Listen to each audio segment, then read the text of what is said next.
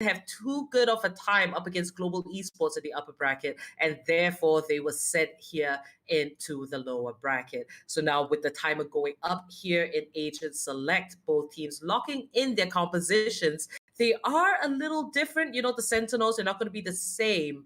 And the Rat Syndicate Master, he's going to go on that raise. Clouder with that Phoenix. What do you think about the compositions here, Aggressive? Now, the main primary differences between these compositions are the Phoenix versus the Raze and the Killjoy versus the Cypher. We always talk about the Killjoy and Cypher combination and the discrepancy between those two, so I'm not going to be going into that because I'm pretty sure all of you are bored from hearing us talk about this every single time. So let's talk about the primary differences between the Raze and the Phoenix. Both of these characters are really similar in what they do. They use their utility to create a lot of space for your teammates to push on in, especially Raze with the grenades, using the boom bot to get information, and then using the satchels to push herself forward. But on the other side, here is where I like the Phoenix a little bit more onto this particular map, primarily because not only do you have the hot hands to displace your opponents from different types of corners, you also have those flashes to go up against the operator. So I'm really looking to see how Clouda is going to control the side of Paradoxes and force him to get off his comfortable opping angles. And in comparison, I do believe the Rat Syndicate, they're going to have the tougher side because they have nothing to stop these mad aggressive pushes that could be coming out from IonQ on his own operator. All right, and we're going to start with the first round here. It is the pistol round. Paradox with the wraparound.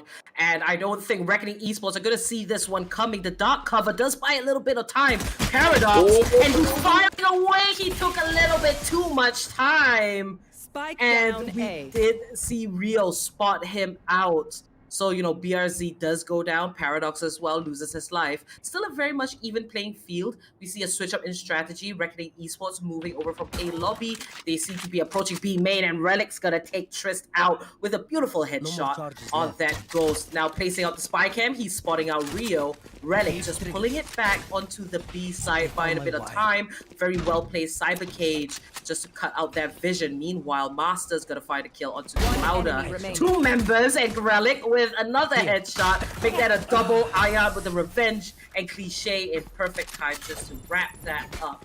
The first point is going to go over to the side of the Rat Syndicate.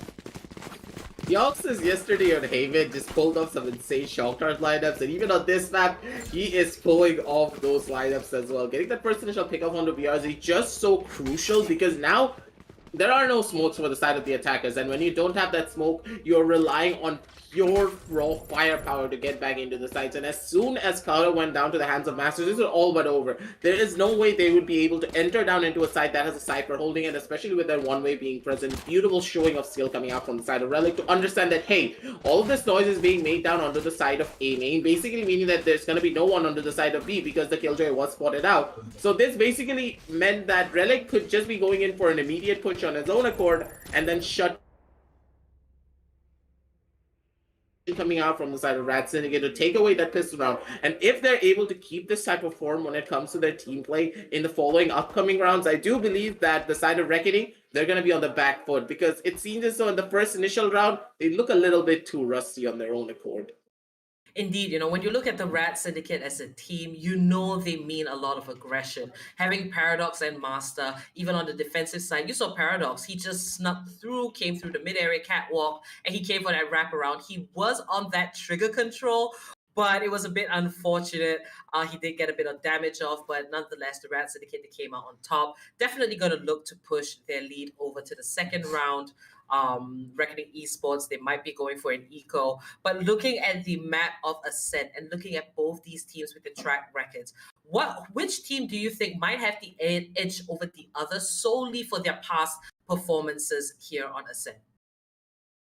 Do you believe that in general, I'm going to talk about this factor in general because Reckoning as a team, they have been together for a really long time. They've been practicing together with this roster for a long time, and considering their track record on this particular map, they have won out against multiple big teams here. And yes, with the recent changes with Clouda now shifting on to the Phoenix, it's going to be a little bit of a question mark for me. Will they be able to pull it off? But at the same time, when it comes to the compositional advantage, I'm still giving it to the side of Reckoning because they do have that flash to displace the operators coming out from the side of Paradoxes.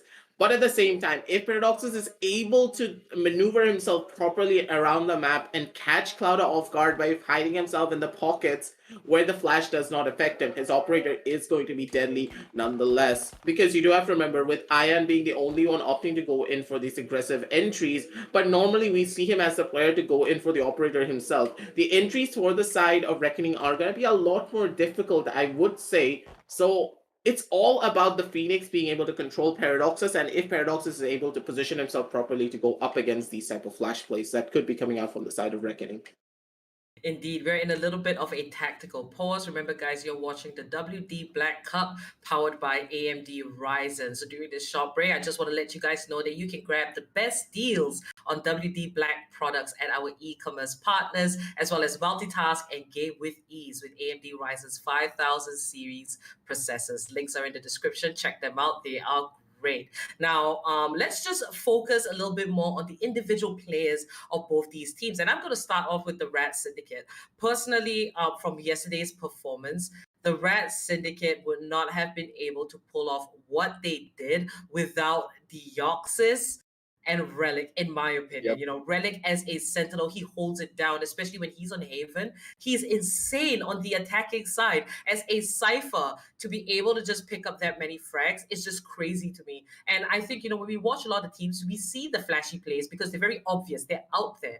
But when you look at the minute details, it's people like Deoxys, like Relic, Deoxys on that Sova. They get all that information and ultimately they set up these kills for their duelists. So, you guys, the viewers, just keep an eye on. Let's see how they're going to perform today. What about you when it comes to Reckoning Esports here, Aggressive? For me, for the side of Reckoning, I'm really looking to see that Lauda as a player shows up a lot more here. He has such explosive performances whenever, considering the star player of the side of Reckoning, I do believe a lot of it goes on to INQ himself, because when he picks up that operator, he's always such a treat to watch. Doesn't matter who is in front of his crosshair vicinity, he is going to kill them no matter what as soon as he gets that operator in his hand. But at the same time, all the players who are on the back end, for example, Triss, Clouda, BRZ, these players are just so dangerous if you give them the chance to do what they do best, just frag out of their mind. But you do have to remember as well, as you highlighted Deoxys, we also have to give a lot of props to Rio. Because Rio, even though he doesn't have the most explosive showings all the time, when it comes to his Hunter's Fury, he is just such an amazing asset to have on your team. Whenever he pops that ultimate, you can bet for a fact that either he will get 2 tags on 2 members or he's gonna get a kill out of it. Because that's how he always uses his ultimate. He's calm and collected, knows how to constantly recycle his abilities. There is no situation where a recon is not in his hand where he can execute down with his teammates properly. He knows how to use his abilities, he knows his lineups, and he knows how to set everything up. So I really do believe on the map of Ascent itself, it is going to be a battle of the Sovas, because on this map in particular, if you don't have information, if you push down onto a side, we saw what happened in that pistol round. Having no info, having no smoke, basically meant that it was all but over for the side of Reckoning before they can even blink an eye. So here is where I'm really going to be posing the question onto the side of Reckoning. Will you be able to come on top because you have that flash and you have that extra utility, or will it be the comfort plays that we know from the side of Ratsing and having that Jet and that Race to come out on top in their own engagements?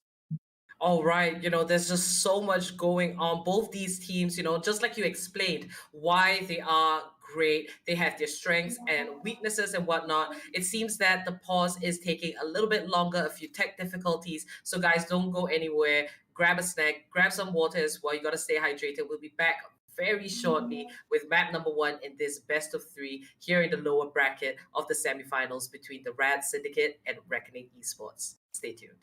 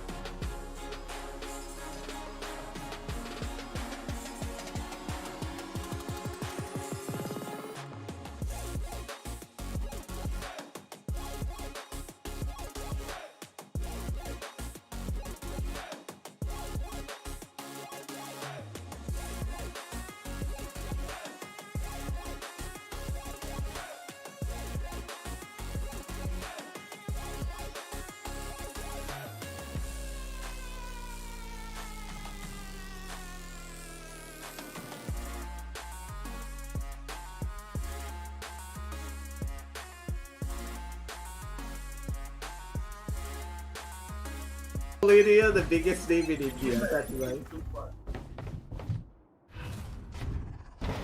Hey guys, and welcome back to the WD Black Cup powered by AMD Ryzen. Looks like we're back with the action. Sorry for the long wait, but both teams are now ready to go. And here we see shots being fired right off the bat. And that is going to be cliche going down to RG Tricks. Such a beautiful showing of first initial picks coming down from the side of Reckoning, and already the fast push is going to be coming down onto the A side. It's probably not getting enough. Paradox is the Lord Lord. It's going to be mowing them down. What after this? He gets a triple kill before he gets taken down, and a heads up Clouda. Clouda not going to be able to get another, though, as Relic chimes in from the back and be able to shut down one more. Deoxys chimes in with his own kill from the sidelines to take us down to a 2-0. But I do have to say, in the long run, Reckoning they did have a good showing on this one particular round, but at the same time, they just beat Paradox one by one, and they did bite the bullet for it. But still, it is going to be a decently successful eco round with 2 picks coming on through. But if they had that spike plan going through for their side, they would have had a little bit more of an easier time to move on forward. Indeed, and here comes the full buys. Paradox immediately, not wasting any time. He's going to pick up that operator and has a lot of money to spare as well. We do see Relic and Deoxys carrying over that Spectre, Vandal, and Phantom for the remaining members. And on the side of Reckoning Esports, I do believe they have yet to finish up those buys there. But hey, rifles all the way. Now, I do like the fact that Clouda is on that Phoenix, you know, and we have Ion Q on that Jet. I would like to see a lot more coordination coming out of both of them to find the entry frags, open up the map for their team. And this is the thing about Ascent. Most teams don't play around mid control. They tend to lurk in B main, A long, get a pick off or 2, and then go for the rotate. So it'd be great to see Reckoning Esports try to gun for that mid control here. So now that another pause has gone on through, both of these teams are probably thinking, how exactly do we move on forward in this following matchup itself? Because you do have to remember that in this particular round, it is going to be the first buy round now for the side of RGE. And Reckoning, they need to be careful of how they approach this matchup, because now Paradoxus, he has the money to pick up that operator, because in the last round itself, he got 3 kills, basically meaning that he will have enough money to go in for the buy with one of his teammates, because I do believe that one of them opted to go in for that save, and he gave away the Spectre that he has in his hand over to him as the operator came on through. So now is where we were talking about this before the break came on through, that Clouda, he's going to have a lot on his mind. If he is not able to shut down this operator, if he cannot be the menace with his flashes to force Paradoxes off his comfortable angles, force him to op in a much more unconventional way, it's going to be really hard for the side of Reckoning to come on back from this, because on this buy round itself, they need to set their foot down and be like, hey, we are going to be the force to drive this entire match. We're going to be the ones to take us down to a 1-2, force the operator off the hands of Paradox, and give it to Ion, and then snowball our potential even more. Because if that operator goes down on this one particular round, this basically means that there are no more offs for 3 more consecutive rounds, because you do have to remember that the following rounds, his teammates are going to be opting to go in for buys, and he needs to go in for a buy as well, forcing Paradoxes to not being able to save, and he cannot buy that operator for 3 more rounds, basically snowballing it even further, taking it down to a 3-2 before that operator comes online once again, giving Reckoning the chance to retaliate properly. So it's all about controlling the economy of your enemy as much as possible, and if Reckoning are able to do that properly, Rat Syndicate, they're going to have a rough time on this one particular map. Indeed, you know, looking at both of these teams, and right now, we were talking about the track record and which team might have a little bit of an edge. Now, Reckoning Esports, you know, they've been in the upper bracket for the longest time, so hey, they haven't quite lost as many games. Reckoning, the Rat Syndicate, they were put in the lower bracket a lot earlier. But looking at this start here, if Paradox continues to pick up triple kills like what he did in that second round, he is going to be a force to be reckoned with for Reckoning Esports. So, you know, Paradox here, like you mentioned, if with this operator, if Reckoning Esports can kind of take him down and take that away from him, translate that onto Ion Q, it is going to be huge for RGE. Now, when you look at the firepower, it's a little iffy. If you're going to get picked off by Paradox, you know, by all means, the Rat Syndicate, they could take the third point, but if Reckoning Esports can anticipate and slowly bring down the defense, they might just have a chance to get their first point. And you know, you don't want to fall too behind. If anything, the Rat Syndicate pulled off an amazing comeback yesterday, so it's going to take a lot for Reckoning as well to kind of suppress these defenders. The Rat Syndicate coming into the tournament this time around, new and improved. They look very sharp, and this is going to be Paradox here on Rafters there at A site, just holding that angle, and Ayan Q is right around the corner. Now, slowly but surely, all the members of the side of Reckoning, they're trying to play it smart and they're trying to play it systematically as much as they possibly can. They don't want to give too much away, but at the same time, look at the positioning coming out from the side of Radmasters.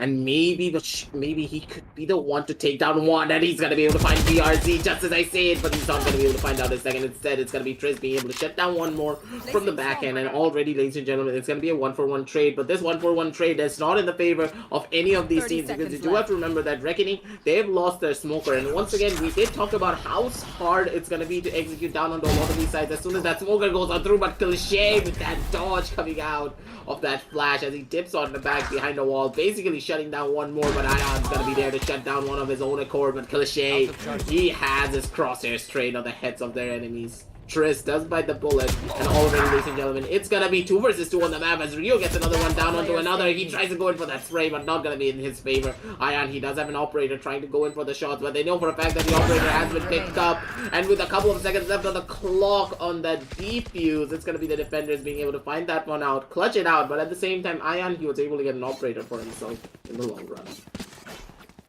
Alright, third point for the Rat Syndicate, but hey, Ayan Q being able to retrieve that op is just huge right now for the side of Reckoning Esports. They can utilize that, and Paradox, he's gonna pick up a little bit of light armor there, so he's gotta make that one count. And the rest of Reckoning Esports, unfortunately, they're not gonna exactly have a lot of money to work with, half buys. But hey, you know, on the side of attack, you just gotta be really smart about it. Now, Master here, dropping that boombot, Rio taking it out, and he's gonna deploy that outro just for a bit of info. Clouder picking up a kill, and Cliché there with the return. Shots are being fired, and Cliché's just gonna switch up his positioning. That Aldrone is gonna spot him out. And another position change for Cliché. Reckoning Esports, they're trying to look for a little bit of mid control here, and a little bit of B main as well. Just one step at a time.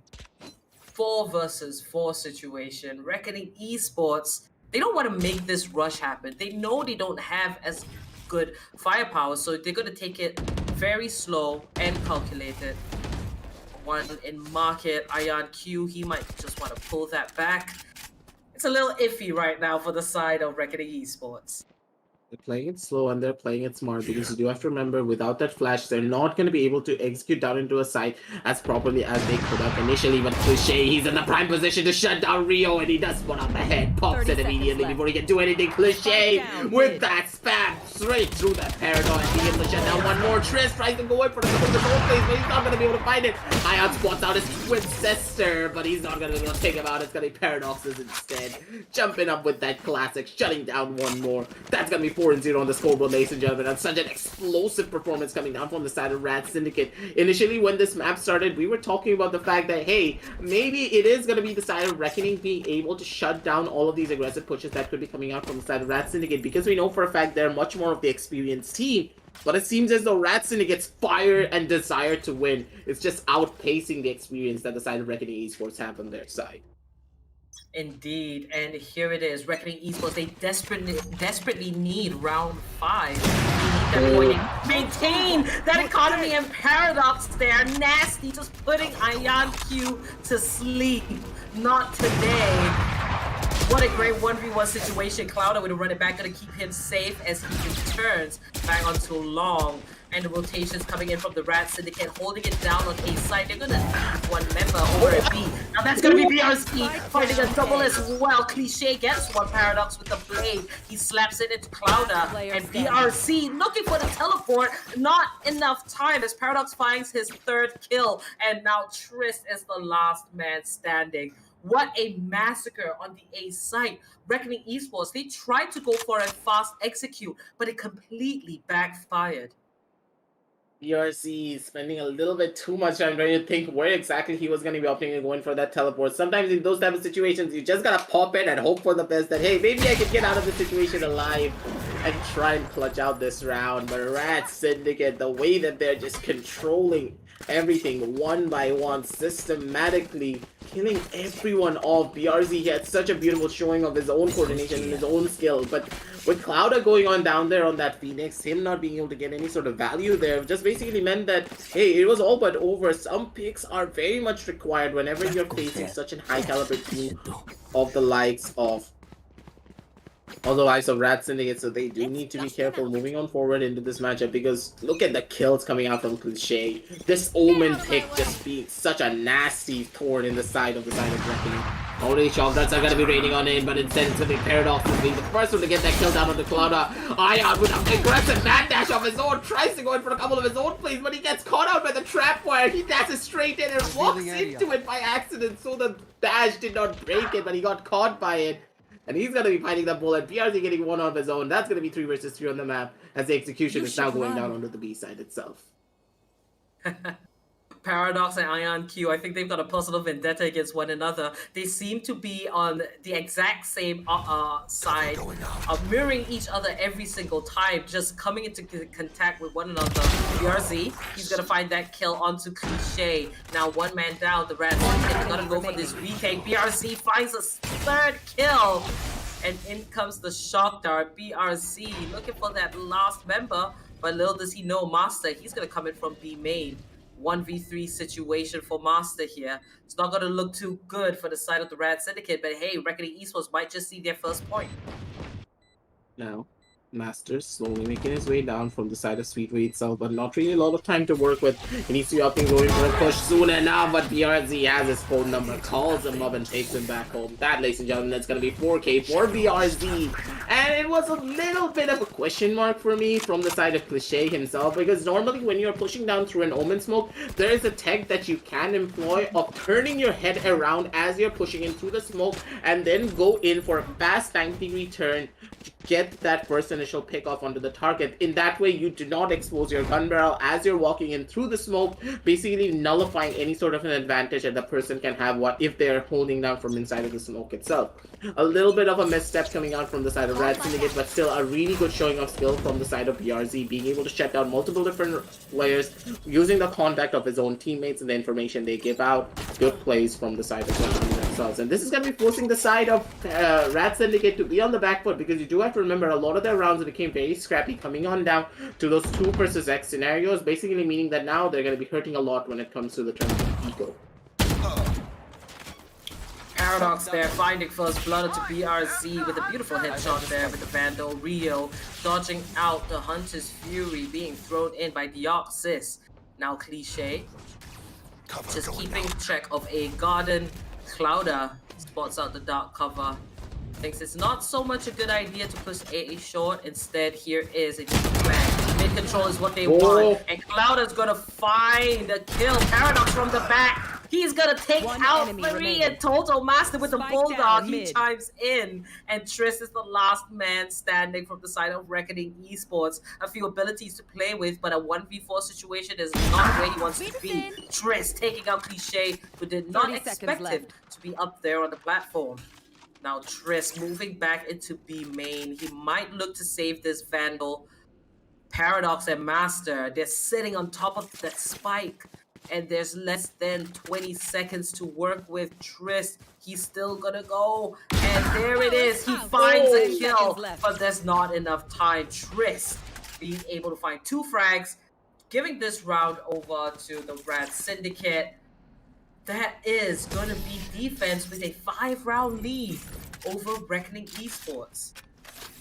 That was a little bit too close for comfort. Tris could have been able to find something if he just had a little bit more time, but at the same time, trying to go in for those exit frags were going to be super important. But you have to give it to Paradox. This guy is an absolute madman, being able to go in for such a deep flag that quickly, and then having the spray control and the precision to get such a long-range spray off, and then kill off not just one, but two players onto the side of mid itself, basically shutting down multiple different players before they can even react.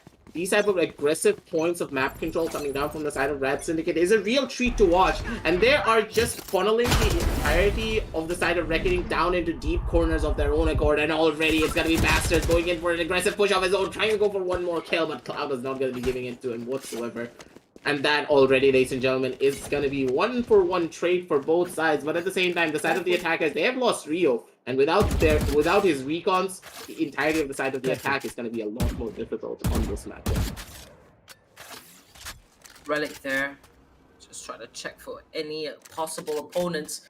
Meanwhile, Reckoning Esports scrambling around, looking for a push onto B main. And they might have just picked the right site because we do see the Red Syndicate stacked much closer to the mid area and A site. But here is the setup. The dark covers are being thrown out. And here comes the rotations as well. The Red Syndicate, they've got to come in quick. Reckoning Esports, don't waste any time. BRZ is going to find Relic. And now defense has a hole as they have a one-man disadvantage. Coming in with the judge. Ion Q is going to take him out. Two more defenders left, and Paradox with the return kill onto Ion Q, the bane of his existence. Paradox with the Bladestone now whipping it out. He has a bunch of abilities to play with, but he's got to be smart about it. Firing away, not going to get a kill as Clouda takes him out with a headshot, and Deoxys falls to Trist. What a round for Reckoning Esports. A very clean execute onto the B site. Every defender they saw, they wasted no time and took them out immediately. That was a really beautiful execution coming out from the side of Reckoning as well, because you do have to remember that B main push was not really successful on multiple different occasions, but on this round in particular, it was successful because of the aggressive control that they were able to establish initially, because Clouda, he was able to use his flashes properly, the smoke executions were coming on through, and the execute was clean, using the Molotov to clear out the side of logs, and then with an immediate push onto the side of the switch angle itself, basically shutting down any sort of push that could be coming out from the side of Red Syndicate, and then going in for a fast execution of their own. But at the same time, Paradox, he could have gotten a couple of kills of his own accord if he played his cards properly, but still no harm, no foul. That is going to be 6-2 on the scoreboard. And the first eco round, actually, to come out from the side of Reckoning in a pretty long time. Clouda picking up that headshot on Master there. Cliche, dangerously low. Gotta watch out for those shock darts up there in A short. Paradox waiting very patiently. Shadows traveling. And we do see the attackers just sneaking in onto Market.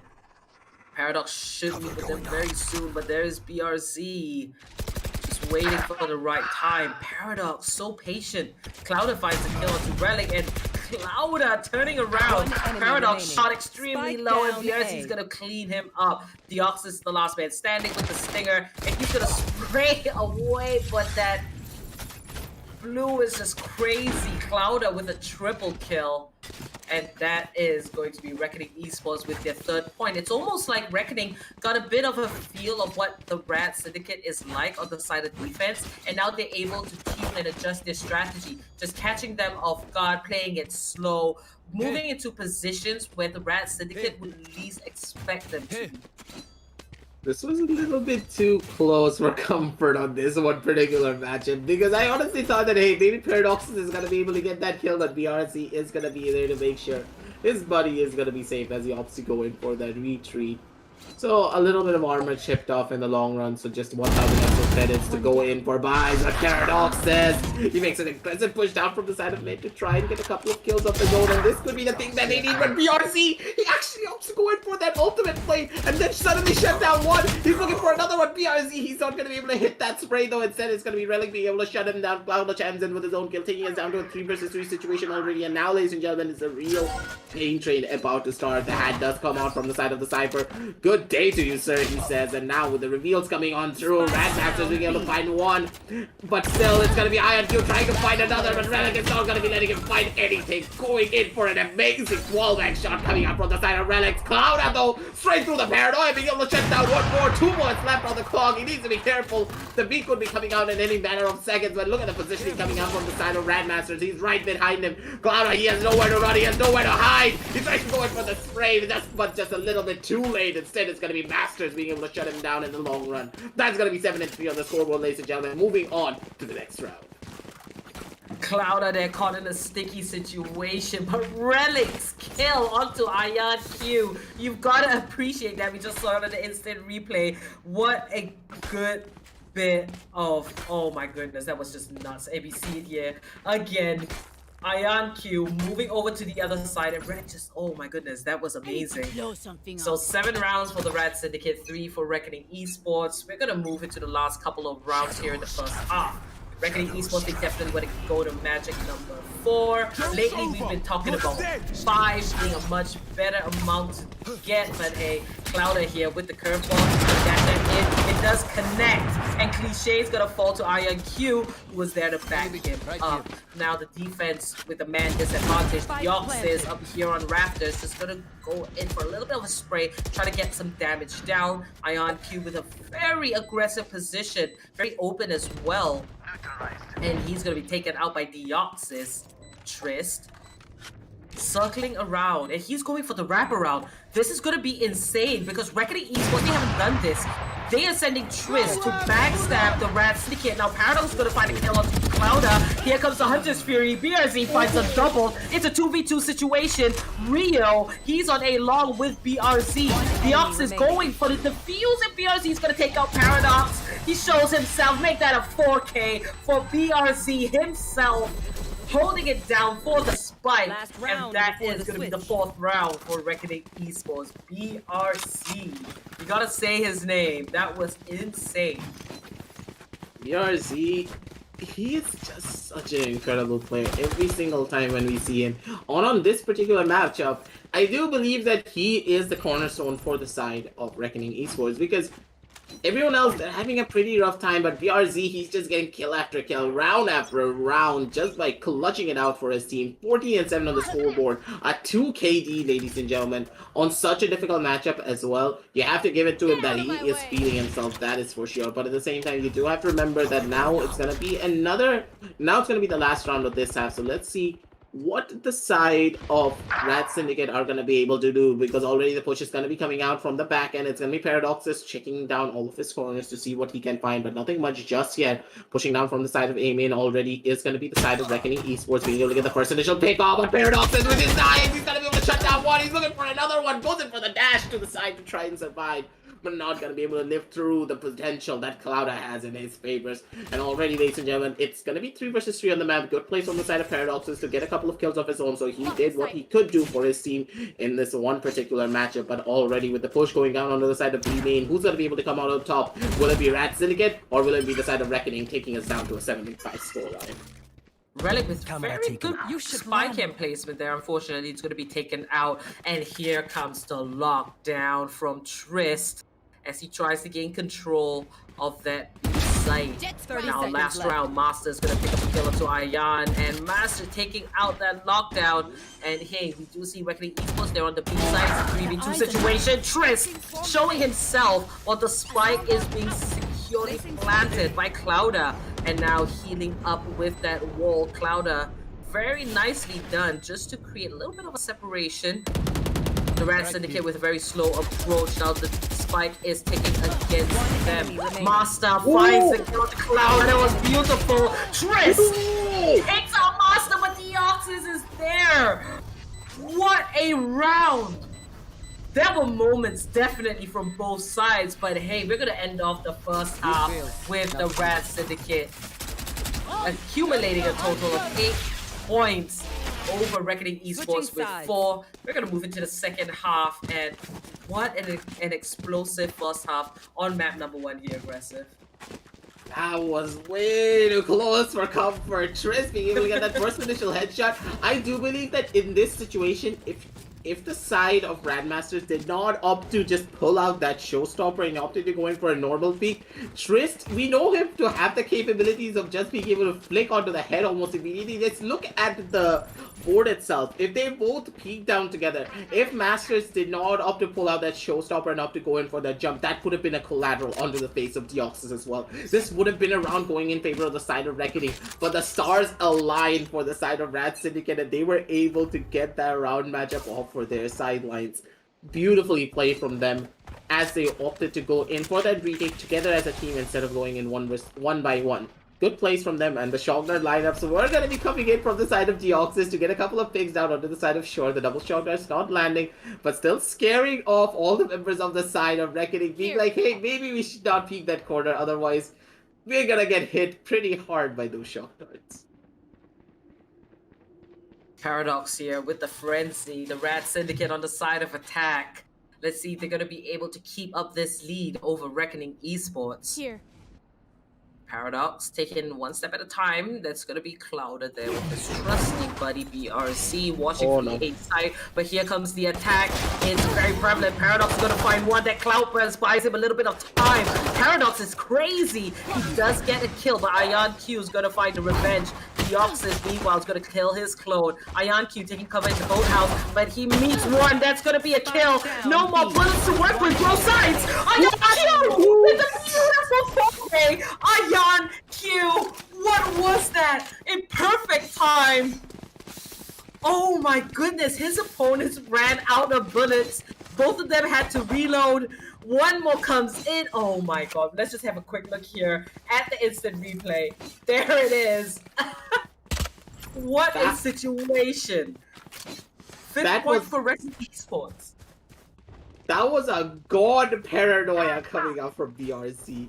BRZ, if you are the MVP of this match, I don't know who will be. That paranoia was god level.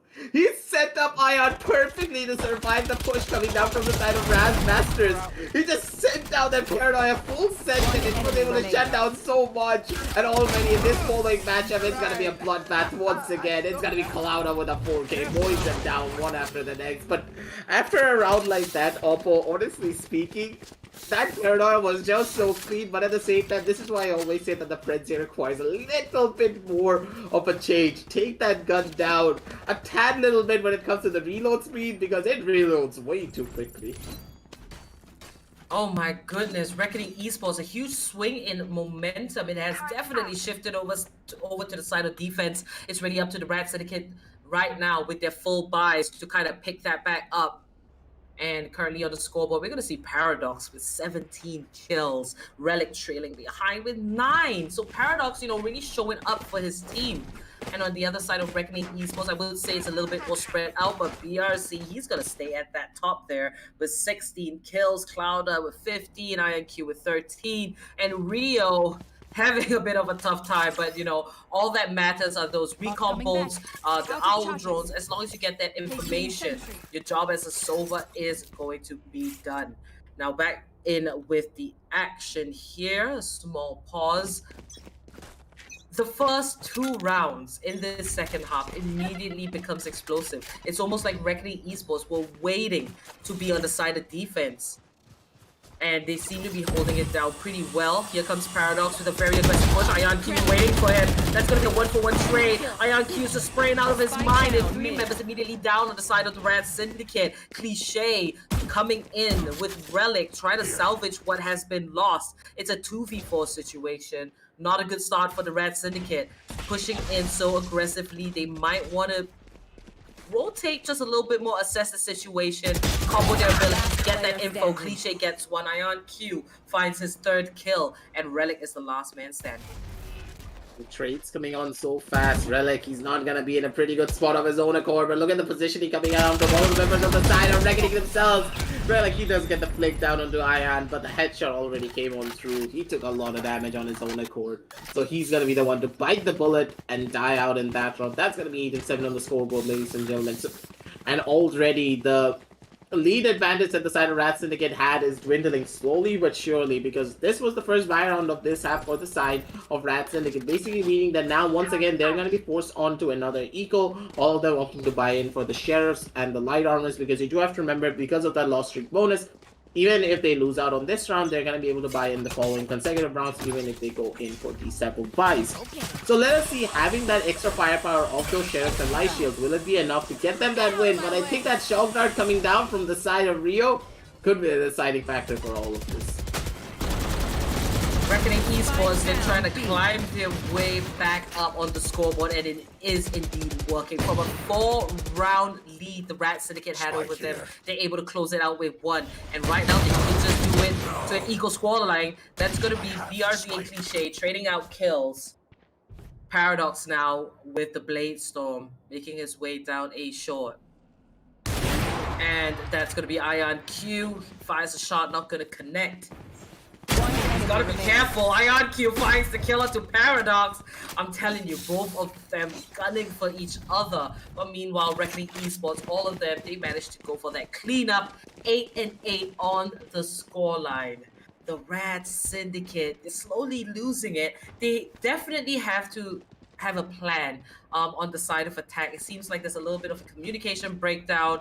There is a lot of spacing between members. We can't exactly quite pinpoint what it is they want to do besides, you know, kind of charge into a chosen location in their minds. So, you know, what is it exactly that Rat has to pull off against Reckoning here?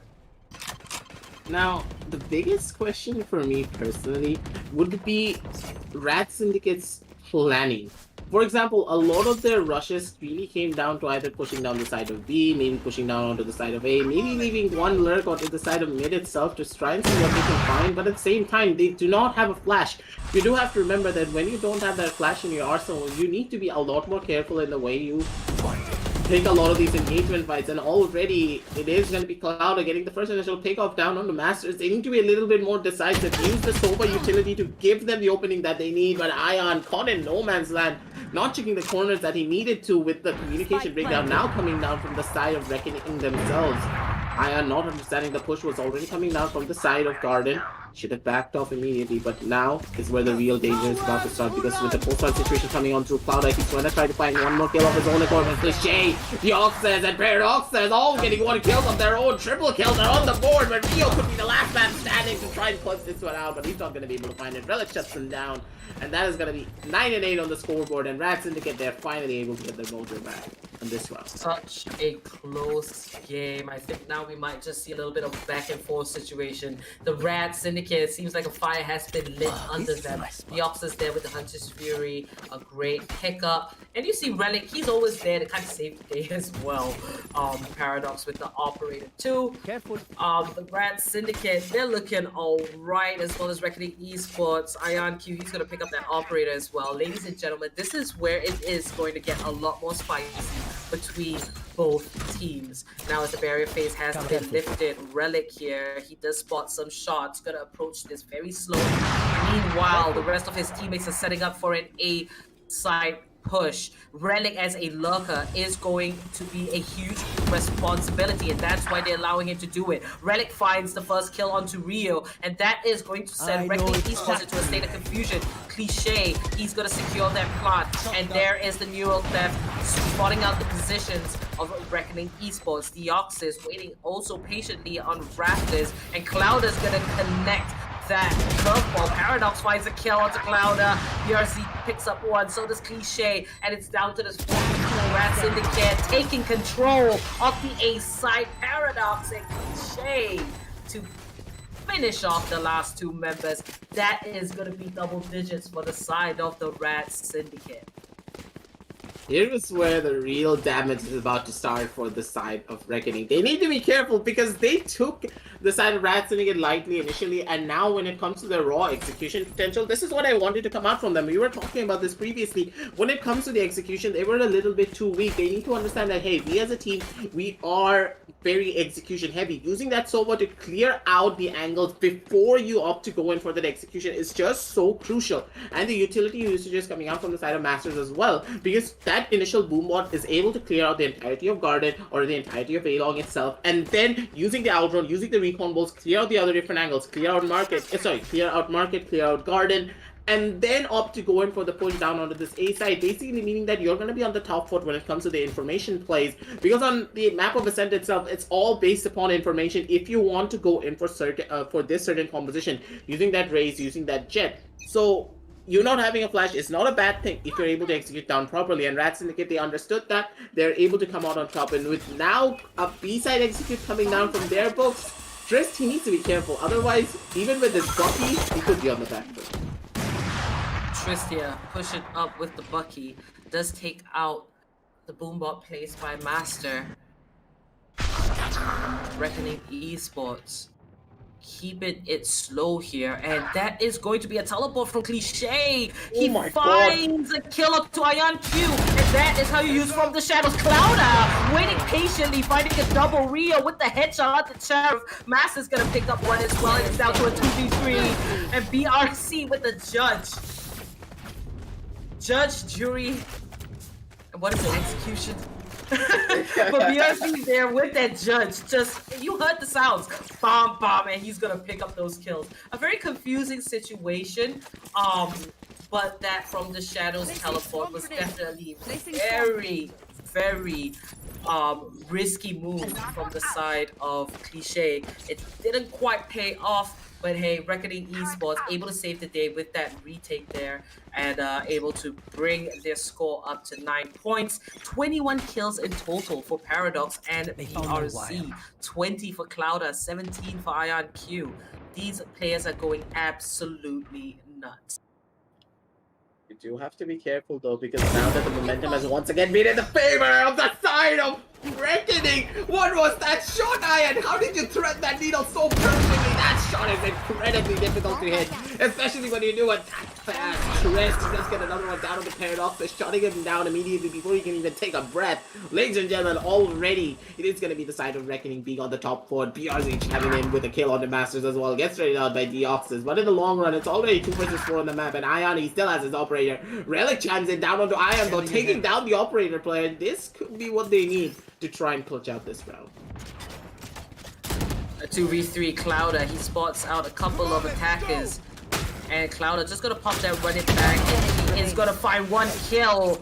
That ultimate came in very handy, and Trist to save the day right there. He's gonna take out Deoxys. 10-10 on the scoreboard. Reckoning Esports, they're ready for the comeback, and it is just getting spicier and spicier at this point. Now, moving into the next round, Paradox and Master, they both have their ultimates ready, so they can utilize that over the side of Reckoning Esports. It would come in very useful. But mind you, Trist, he does have the lockdown, and you know, a well-placed Killjoy ultimate, it changes the tides of fights just so drastically.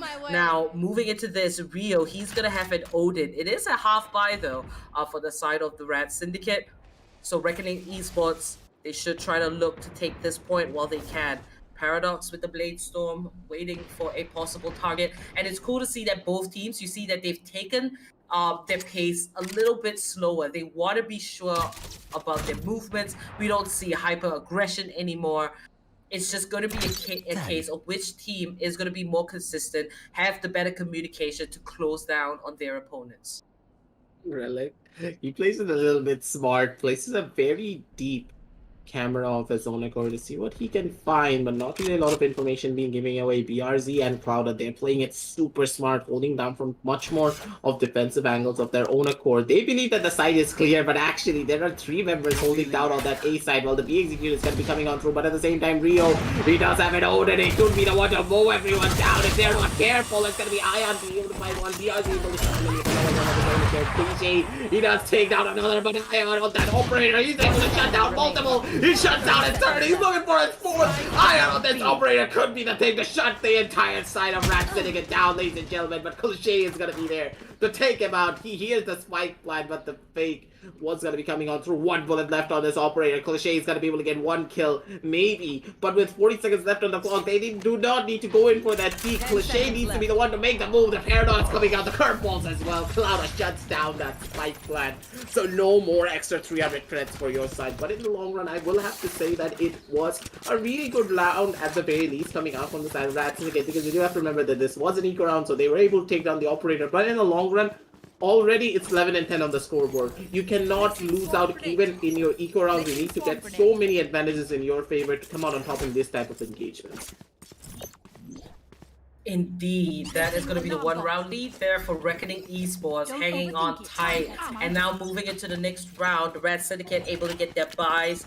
Reckoning Esports with 3 ultimates. This could be huge. Securing match point is everything. And that will definitely also secure them a spot, if not into overtime. IonQ waiting for the right time. Oh my god! Relic. That was such a quick kill. IonQ is absolutely on fire. He doesn't want to lose it. Here comes the Hunter's Fury, and Deox is dodging it, juking that with his life. Another 1-for-1 trade, and the man disadvantage. The Rad Syndicate, they still gotta go for the attack. Little do they know, IonQ is waiting, and he finds Deox's Cliché on the other side of the map. That's gonna be Rio taking him out. Does not look good for the Rad Syndicate, as Master is the last man standing. IonQ firing away. Master, he has the spike. He has the tools to get the spike planted. But 1v4, it's going to be a little bit tough. And what more? That Killjoy and Jet, they still got their ultimates. IonQ firing a shot.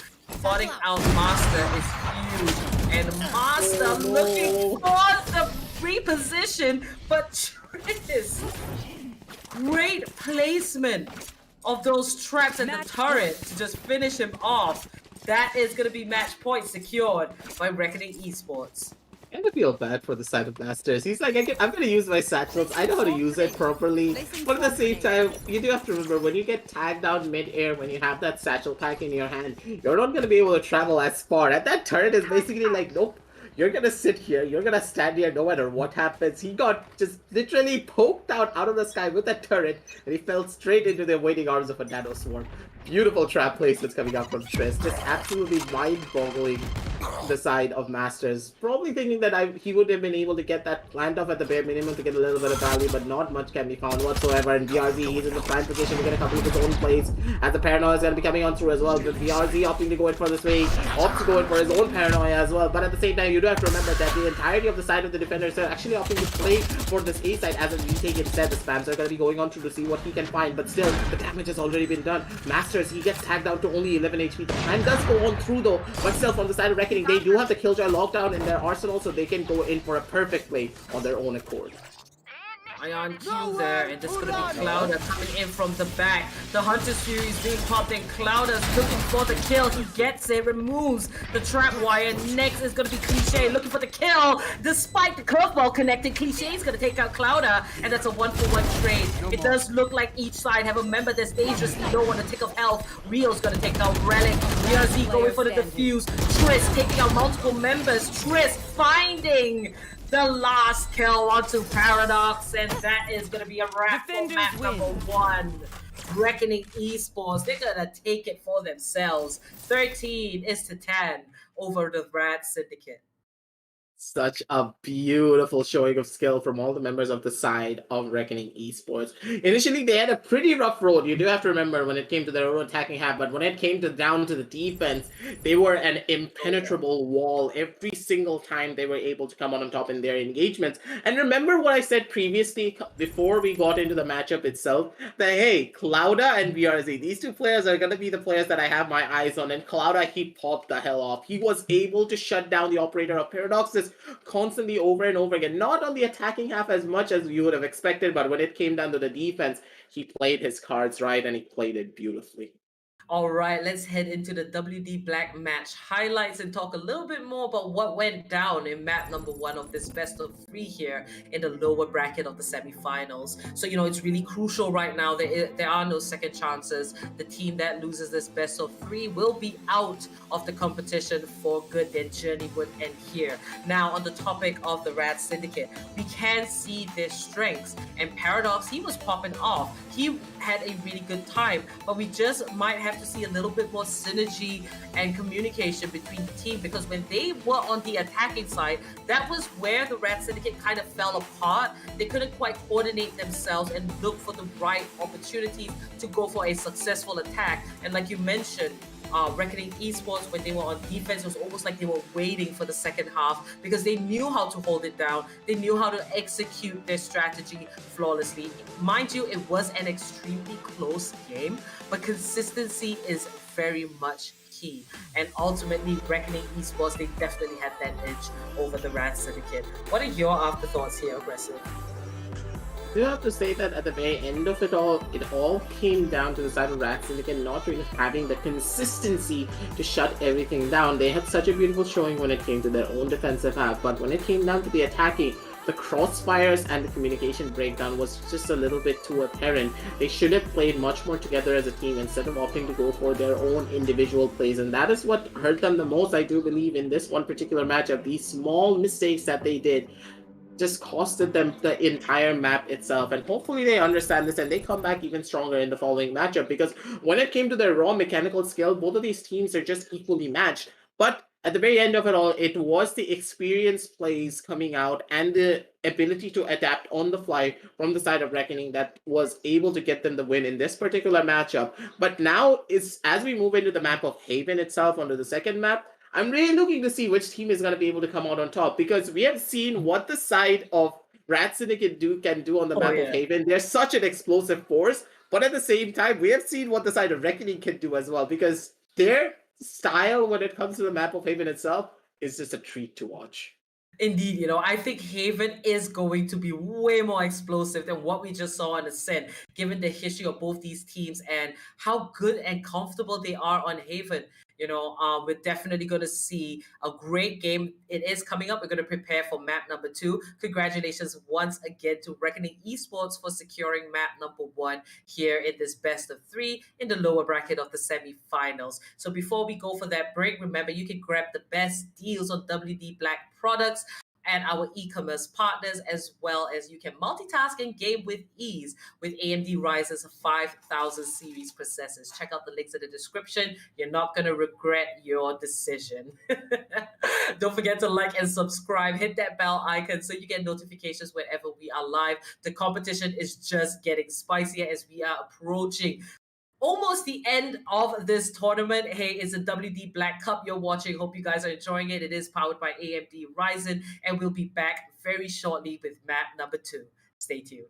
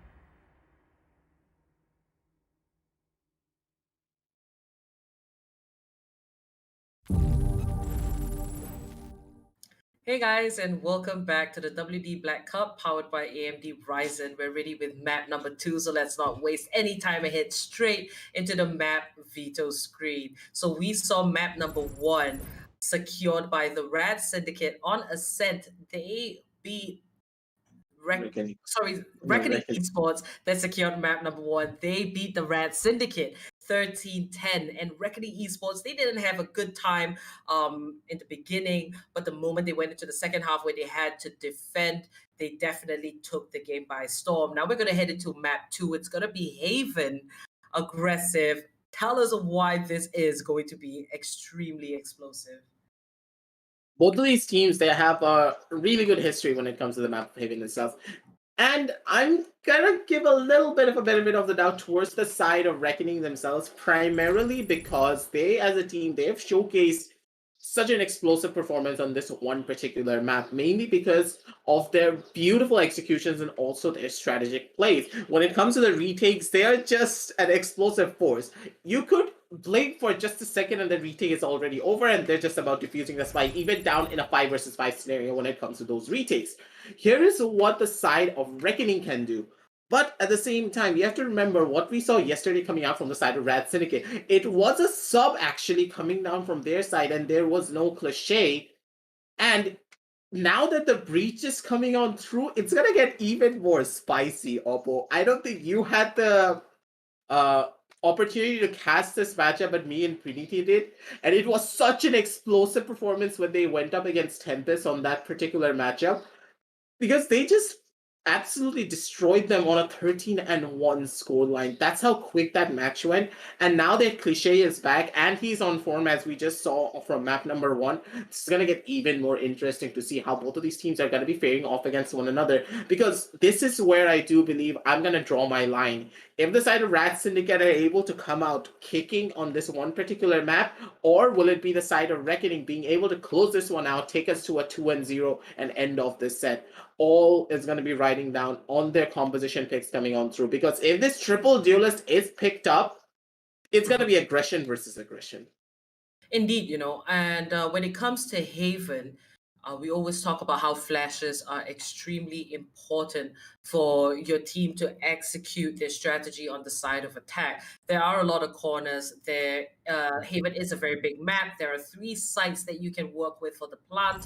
And I think what's really cool between both the compositions, you just mentioned that the Rat Syndicate, they're going to bring out that breach. So, there's not going to be a Sova. The breach is going to be that initiator. And Cliche has a huge responsibility on his back to set up a lot of these attacks, as well as the fact that the Red Syndicate, they're starting out on the attacking side. Now, when we look at Reckoning Esports starting out on defense, they're going to run that Reyna and the Phoenix. That is an extremely good combo when it comes to their pushing. Now, looking at them being on the defensive side, they're going to get a little creative with how they want to work around these agents. They do have the Sova as well that can come in very handy to bring in all that information that they need. So, 2 very different compositions, 2 very different approaches, but the team with the better consistency, the ability to identify what their win conditions are, they're definitely going to take the top.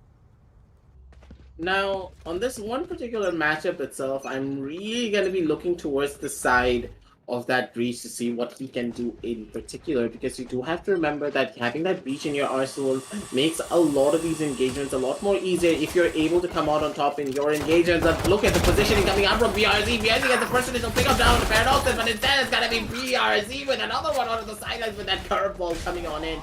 Fresh chimes in with his own kill. The flashes are gonna be coming on through, but the kills are not gonna be lining up just yet. It's gonna be BRZ with his third on that one particular position. He was able to shut down so many. It all came down to a 1 versus 1 at the very end of it all. It is going to be Rio being able to close that one out, but honestly, Oppo, that was a little bit too close for comfort. That could have gone south really quickly if the side of Reckoning were not able to come out on top when it came to the trades. Indeed, during that break, I hope the Rat Syndicate really went back to the drawing board and identified what it was they were lacking on the attacking side, what they can do differently, and, to see that pistol round result in just an attempt for a quick push onto the C side. They didn't even manage to set foot on that side, and Haven's just so crucial. Rotations are so crucial here because you've got to play the mind games. There are 3 sites for you to work with. There's a lot to play around. And if anything, the Rat Syndicate, they got to put their foot down if they want to stay in this run here, the best of 3. One map has been secured by Reckoning. The Rat Syndicate needs this one desperately. Now, as we do have a little bit of a pause here, we see that BRZ picking up a triple kill on that Phoenix is just huge. If BRZ continues to pull off this kind of a performance, what more on the defensive side? He is going to be unstoppable as well in the second half. No. The push coming on through Rio. He does spot out ahead, but Paradoxes with a jumping classic. He was able to come out on top, but this is really smart coming down from the members of the side of Reckoning themselves. Opting to let the solo opt to go in for that save basically means that Ion's still gonna be able to go in for his own full bites and have Rio buy him that gun while he switches on over. It's already gonna be Ion getting 1 kill down on the back end. Cloud chiming in with his own kills, but instead it's gonna be Masters being able to shut down 1, but the positioning reigning supreme. It's gonna be BRZ with that just being the jury, being able to shut down 1 more. Masters getting burnt to a crisp because of the volley coming on through. Beautiful showing of a retake scenario coming down from the side of Reckoning, but at the same time, a very, very, very successful eco round from the side of the attackers as well, because you do have to remember, they got the spike plan, they got 3 kills, so in the long run, that eco run was more than successful for their side. And already on this 2-0 scoreline, it's going to be Ion hopefully picking up another gun for himself, because you do have to remember, with so many members going down on their last particular round basically means that they cannot all go for those full buys. So Ion, he needs to pick up the judge from the side of BRZ while he upgrades himself to affect them. Now the Rat Syndicate, if they are going to bank on the fact that they do very well on the side of defense, they still got to pick up a few rounds here in the first half. BRZ with a very aggressive stance, just pushing up, hoping to catch Paradox off guard. Now BRZ, he's going to go for the spray, but Master's there to back up his buddy. Beautiful headshot there. Paradox going to find the next kill onto Triss, and this is the Rat Syndicate with their new buys, putting it to good use. Rio pulling it back, don't want to get caught there in that alleyway, and Deoxys looking to secure that plant onto the A side. Paradox! He went right up there into heaven, caught one out. He's gonna go down, but his job is more than done. Finding 2 kills was massive. Ion Q might just fall. Beautiful flashes set up by Cliche, but he's gonna be taken out by Rio. And the last man standing is the Sova himself. This is really smart from the side of Reckoning themselves, the way that they're able to execute down a lot of the different sidelines and Masters, spotting him out as he opts to go in for that peek from the side of Greenbox itself. And once again, like, as I was saying, it is really smart from all the members of the side of Rat Syndicate, understanding that, hey, if we allow the side of Reckoning to take control of different parts of the map as they opt to go in for their retake, we're going to be the ones on the back foot. And Paradox is playing it so aggressively, understanding that, hey, they have that Sova, so when it comes to our post plans, we need to be playing it a little bit more aggressively. Try and take that 1-man advantage before they can come into that retake on their own accord, and them having so many advantages on their side, basically shutting down multiple different opportunities that the side of the defenders can have, opting to go in for that retake. Reckoning, they as a team, they are the strongest when you give them a chance to just sit back and think for a second before they execute.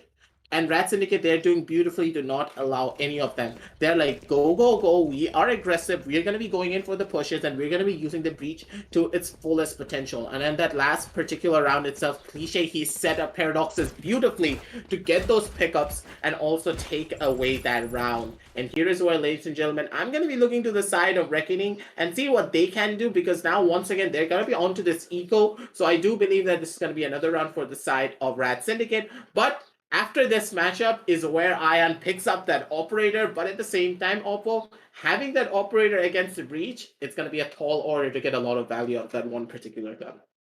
Indeed, that breach is going to be a very key component for the side of the Rat Syndicate. Cliche, he has a huge responsibility. The way he came in the 3rd round, setting up those flashes, up a tower onto the site, he really put the Rat Syndicate in a position of success. Now, breach kind of plays from behind, and, that amount of coordination is definitely going to put the Rat Syndicate to a test here on the side of attack. And as for Reckoning Esports, they just got to watch their back. I would like to see a little bit more aggression, as in when they do see fit, because what is going to be so key is for both these teams to continuously catch each other off guard. You got to switch up your strategy. You got to switch up your plans. If you keep going in with the same thing, it's going to be very easy to read out the movements. And now, looking at BRZ here with 5 kills and looking at his performance previously, him and Clouder, that duo you're talking about, they're going to be really unstoppable. Clouder now definitely on a more of a controller position. So BRZ and Ion Q on the dual list, I think they're going to work a little bit more there.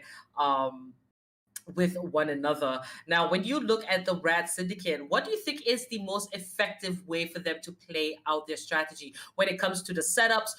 Should they wait it out? Should they go for, very quick executes?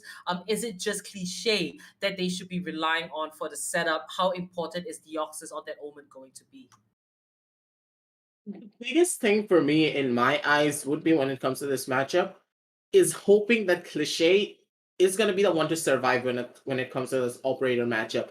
If he gets a little bit too aggressive on his own accord, and when you don't have that breach to set you up with those flashes in particular on this one particular setup, it's going to get a lot more difficult, because a lot of the potency of this composition itself all comes down to firstly being Cliche and the second place position going to the side of Masters. Yes, it's going to be a really awkward thing to say that why would the Rays be so important for this composition? Wouldn't be the flash and dash combination between the side of Paradoxes and Cliche? But actually no, it is Masters who's going to be the deciding factor for a lot of these executions, because yes, the flash really does do a lot, but at the same time, there's a lot of ways to dodge the flash by hiding down on different corners where the flash will not be affected. But if Masters is able to successfully use his utility to flush out that corner, force the enemies into the flash vicinity, then and only then will Paradoxes be able to go in for an aggressive dash of his own, use the fault lines, use the flashes being set up by the side of Cliche to full fruition. And in that last round in particular, you saw what exactly happened. Masters just immediately throwing out their grenade onto the side of Underhill, forced everyone to come out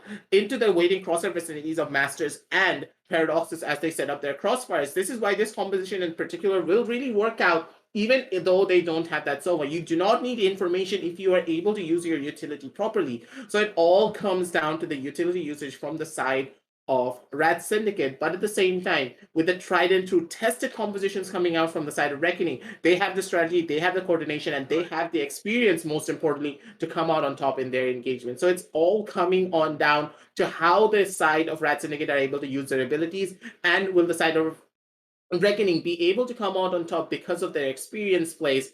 So let's just see. It's still 2-1 on the scoreboard, Oppo. Anything could happen coming out from both of these teams.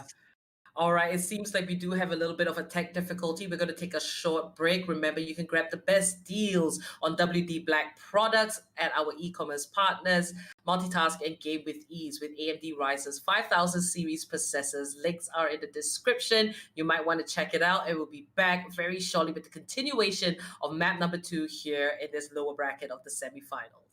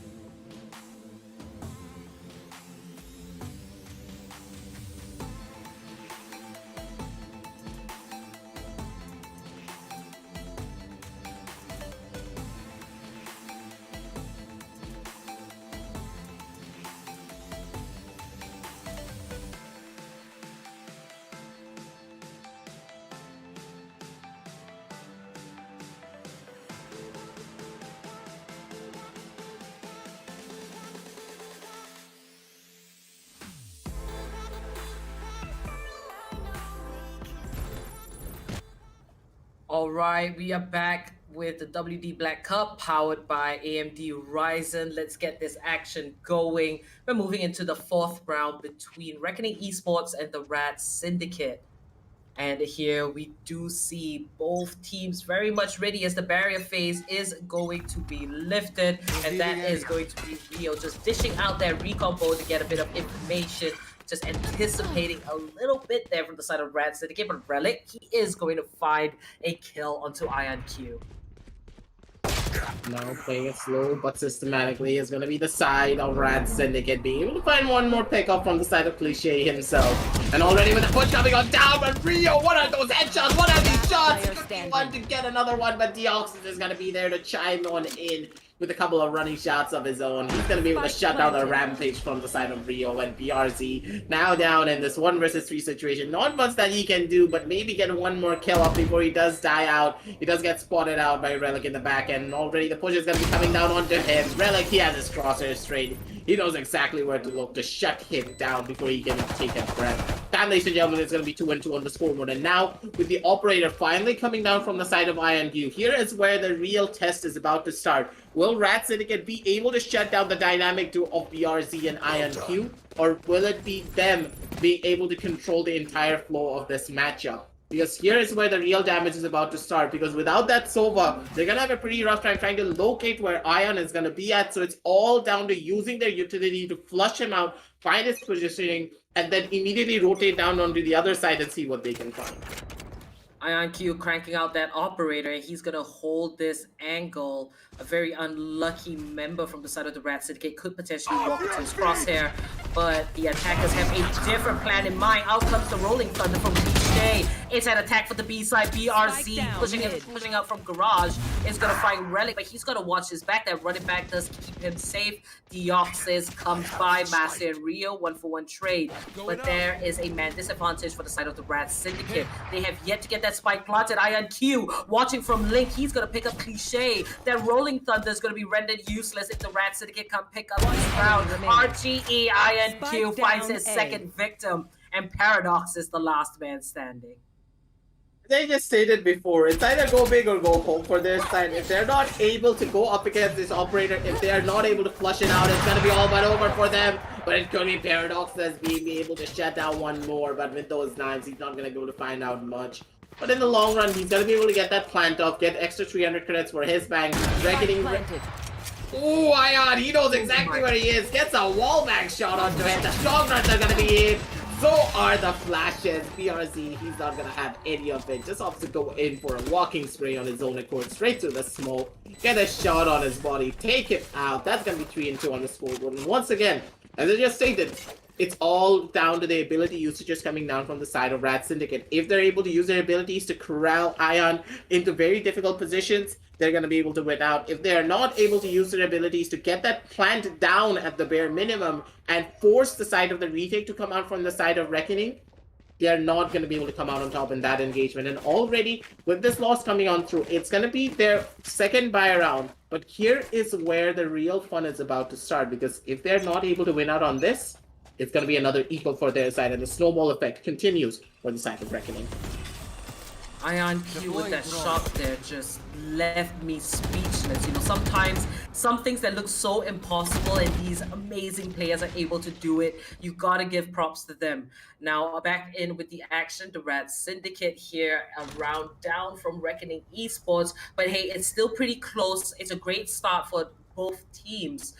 The Rad Syndicate, they might need this map a little bit more desperately compared to Reckoning and Triss. They're utilizing that spy camp. He does spot out an opponent or two. Out comes the Hunter's Fury from the side of Rio as he tries to tag members of the Rad Syndicate, but it's not going to quite come through. Deoxys securing the plant and in with Reckoning Esports with the rotations. Looking for this retake. They should come in from different angles. We do see Cliche going for their roam, for their look, looking for a kill. And there it is. He is going to find Rio there. And Cliche taking a very different position. Not exactly in a position where he can set up the flashes for his team, but he definitely did take out one member. Paradox going to find a double kill there. And tosses in a cloud burst just to get rid of that vision from tower. Out comes IonQ in a 2v5 situation. Triss finding the kill onto Paradox this time. Not a round for Reckoning Esports to take, but definitely one for the Rad Syndicate to break the scoreboard to an equalizer.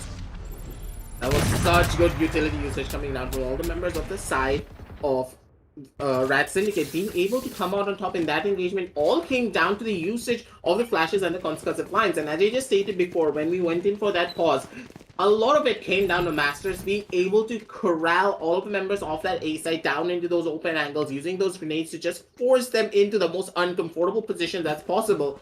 And of course, the positioning from all of the members when it came to that post plan, so clean on their own executions. I do believe that the retake situation is strong for the side of Reckoning, but they need to understand and play together much more as a team. This is not the type of Reckoning that we would have expected to come out, because I do believe they're opting to go in for a lot more of the solo plays that we would not be expecting to come out from them. But that flash actually hit down Ion, and it is Paradoxes being able to shut him down straight through the smoke as well. This could be what they needed. Paradox is getting another cliche, chiming in with a no kill down on the Trish, shutting him down. And already, ladies and gentlemen, every single one of the members are already on the back foot. It's going to be a 1 versus 5 situation, and BRZ, yes, the Wolves hunting him down. BRZ taken out by Relic there, and that is going to be the Rad Syndicate finding the lead for the first time here. And that was a very good round indeed for the Rad Syndicate. Just, you know, we talked about them having to be more coordinated in the movement, and this is the kind of Rad Syndicate that we want to see. We know that they have it in them, and it was just a matter of time till they pulled out all the tricks that they had. Now, Reckoning Esports, they gotta observe and see where is it that they are going wrong. Is it that breach that they got to take out? Is it the quick movements onto site that they just got to anticipate a little bit more? But nonetheless, moving into the next round, we do see the buys coming out from the side of the Rad Syndicate, and a Reckoning Esports here. They're going to go for the half buys, you know, with the Judge. We see some Frenzies and a Spectre as well. Reckoning Esports, you know, we always talk about Haven being a very attack-favored map. I do believe one of the last few times that we have seen Haven as a map, it's kind of iffy as, you know, the meta goes through. It kind of depends on your composition as well, whether you would fare better on the side of attack or on the side of defense. At least with the Breach, we know that the Breach is very good at setting up attacking rounds. So, you know, we can see Cliche definitely in his element here. Now, when you look at both compositions, on which side do you think that team is going to do better, particularly on? Let's just say that having that breach really does make your arsenal really strong when it comes to the attacking half. But I do believe that they will have the most perfect edge when it comes to their own attacking, own defensive half.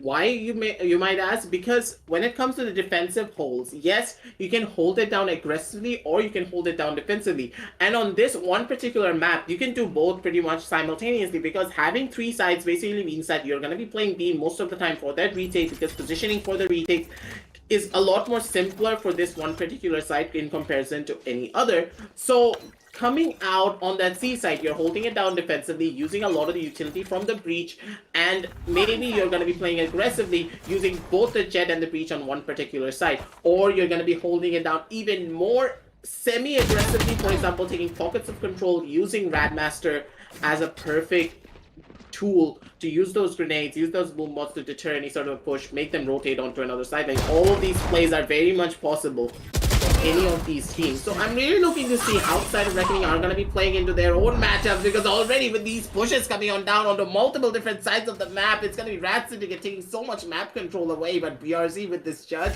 he could be the Judge and he could be the Jewel. Oh no. BRZ coming in with the wraparound, but he's got that shot. He needs to be in closer range. He's going to raise up that firewall and heal from his abilities. And meanwhile, Cliche is going to find a headshot into an unlucky victim. Relic takes out BRZ. And this is the Rad Syndicate standing their ground. They have got the spike planted now in their post-plant positions on C long. Rio with a Sheriff and a Dream. Let's see what he's going to be able to pull off here, at least in this 1v4. 1 kill would be well worth. There it is. The shots are being fired, and Cliche is going to take him out. 5 points on the side of the Rad Syndicate.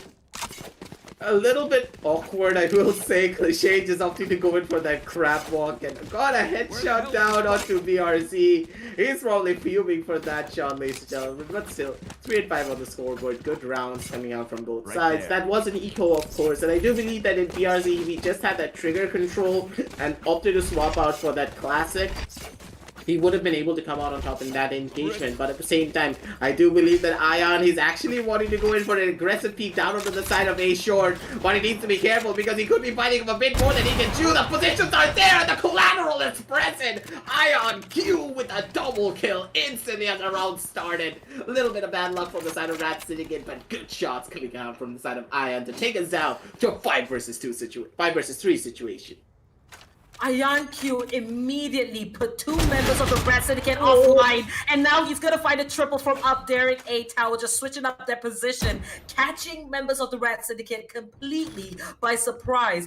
This round, Ion Q has single-handedly put his team in such a good position. Now Master, he is going to go for that plant. The Rat Syndicate, they're not giving up. Relic going for an aggressive push. The Recon Pro going to spot him out. Relic finds a kill, and Trist better return it. And Master looking for a kill of his own, but Trist here to pick up the last 2 members of the Rat Syndicate.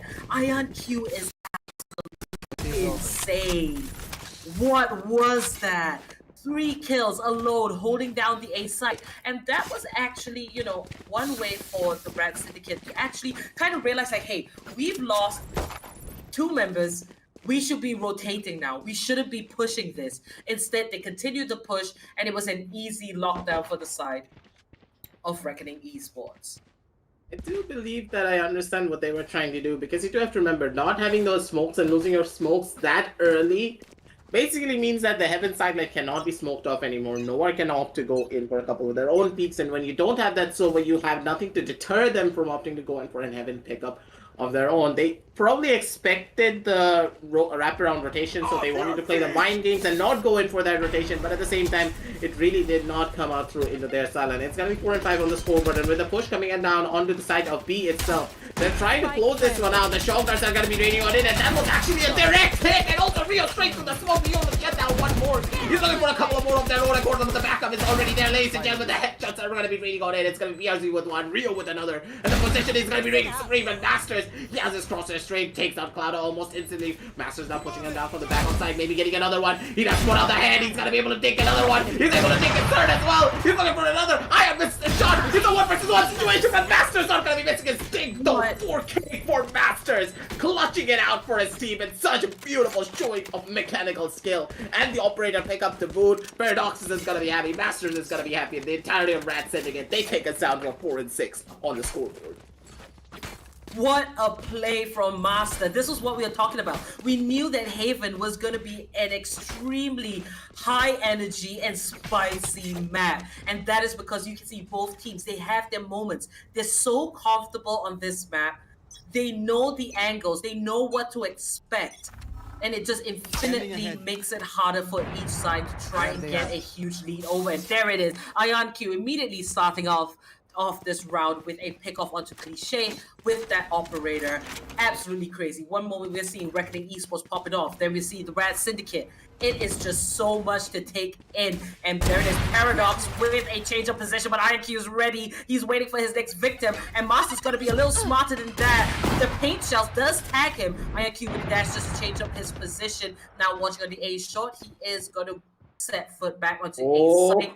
The remaining members are going for the rotation, but Cloud is waiting. He finds one, make that 2. Reckoning Esports in with the rotation. So quick, that wraparound, and Master's the last man standing. He needs that 4K, like what he pulled off previously, but he's going to be cornered and get caught in a crossfire.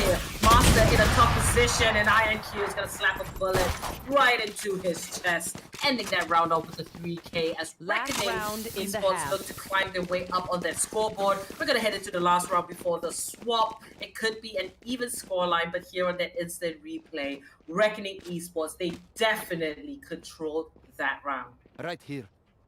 Here's where what you always need to do when it comes to your defensive side. You cannot play it too defensively on this one particular map. It's very crucial that you opt to go in for pushes. If you know for a fact that your enemy is pushing down into one particular side, you need to take control of the other side and so you can cut off the rotations. Because when it comes to playing rotations on this one particular map, you need to be careful. But just as I'm talking about that, let me finish my sentence, my man. That was a good micro adjust straight onto the body of Paradox as he was not ready for any of it. And already BRZ chiming in with a couple of his own kills. The damage could just be done, but instead it's gonna be Masters being able to shut down BRZ before he can even take a breath. And already, ladies and gentlemen, it's gonna be Rio with another kill down with that Hunter Spirit straight onto the face of Deoxys. But look at Relic. His positioning is gonna be prime, but Cloud-Eye, he reads his mind. Already getting that kill down with Relic, taking us down to a 4 versus 1. Cloud-Eye with the wide swing takes out Masters before he can even blink. Ladies and gentlemen, that's gonna be 6 and 6 on the scoreboard, and a very beautiful round execution coming out from the side of Reckoning. First half, 6 and 6. Both teams bang even. And quick look at that instant replay. A great shutdown there on the side of the Rad Syndicate. Now, with the second half beginning, we're going to see Reckoning Esports on the side of attack and the Rad Syndicate on the side of defense. Now, we do see a bunch of ghosts, a couple of light armors for the attackers, and one for the Rad Syndicate. Now, starting off the second half with the pistol round under their belt is going to be very ideal. Momentum is high on both sides, and that is why there's no clear distinction. There's no clear dominance from one side over the other. Now here's going to be Relic placing that spy camp. He spots out multiple members there at the end of C Long. And here comes the push from the side of the Rad Syndicate. They're looking for that wraparound, but Reckoning Esports, they're going for the rotate as well. And this might just be a very confusing but extremely good. Mr. Rio finds the kill onto Cliche, not expecting the rotation from attacker side spawn. Reckoning Esports staying a step ahead. That's what they need. And Paradox here just hiding, and he doesn't know that behind him RNC just kills across the board. Rio looking for that plan.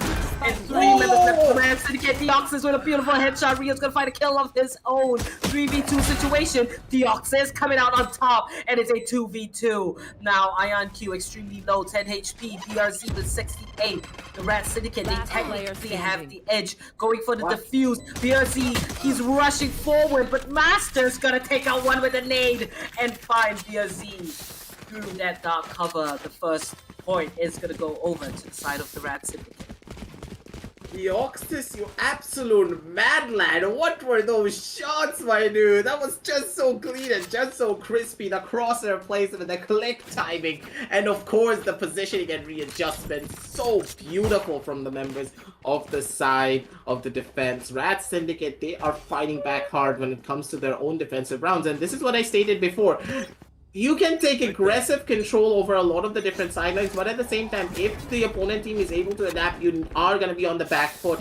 And already from the side of Reckoning, we do see the force wise coming down on this round because they want to close this round and they want to take as many advantages as they possibly can. It's going to be Triss getting the first initial pick on one of very aggressive Paradoxes as he opts to go in for that flag, but Cloud is in the prime position to get a couple of picks of his own. But with that push coming on down on the side of mid, the footsteps going on through, who's going to be able to come on top? The plan is going to be going on down from the back end, but instead it's going to be BRZ being able to shut down one more because of the armor that he has in his favor. But with that grenade coming on down straight to his face, he was able to heal up just in time to survive that grenade. So he's going to be able to live for just a couple of more seconds to see what he can find. Masters, he's going to be pushing him down from the side of CT as a retake situation has already started for the side of the defenders. Down to this 4v3, Master's gonna pick up one, so does INQ, make that a double for Master, and Clouda comes in as well as Rio to put a stop to the Rat Syndicate. And now we're even again on the scoreline, very back and forth situation. It's almost like both these teams are pretty well versed in the attacking and defensive side, that it is really hard for us to find a clear distinction. And what more, I do believe that, you know, they did force those buys, they work out in their favor.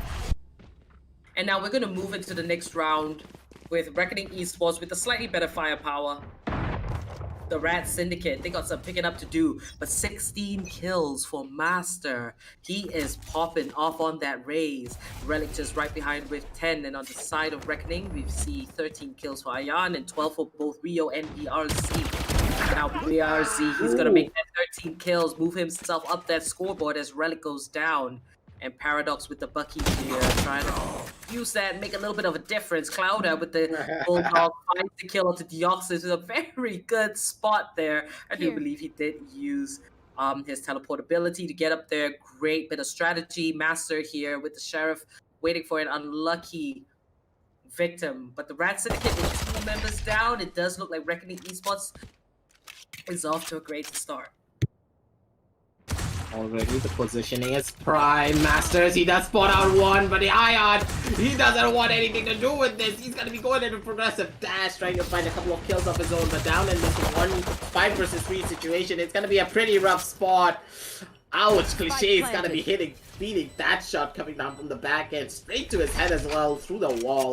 That, ladies and gentlemen, it's going to be hurting a tiny little bit, but at the same time, with that Bucky now found out now, the flashes are going to be coming on through on the back end. Paradoxes, he does find 1 kill, but 1 kill is all that they're probably going to be able to find, but Cliché actually coming to the rescue of Paradoxes, being able to get another pick off on their own, and on their equal, they're actually going to be able to find a third Paradoxes on this judge. He's the judge, sorry, not the judge, with that Bucky, being able to shut down multiple, but BRZ puts an end to his rampage on that Bucky, ladies and gentlemen. 3 kills for BRZ, taking us down to an 8 and 7, but that was a super successful eco round from the side of the defenders, ladies and gentlemen. But at the same time, you are allowing your opponents to not play for a bonus, but actually opt to go in for their own buy. So in the long run, they're still going to be happy, to say the very least, because now they're going to be able to upgrade without wasting the guns that they had previously. BRZ being one of the latest additions to Reckoning Esports, it's great to see that he's fitting in perfectly with the team. Now with 15 kills, doing exactly what a Phoenix needs to do. And it's just a treat to watch him just completely thrive with his team here.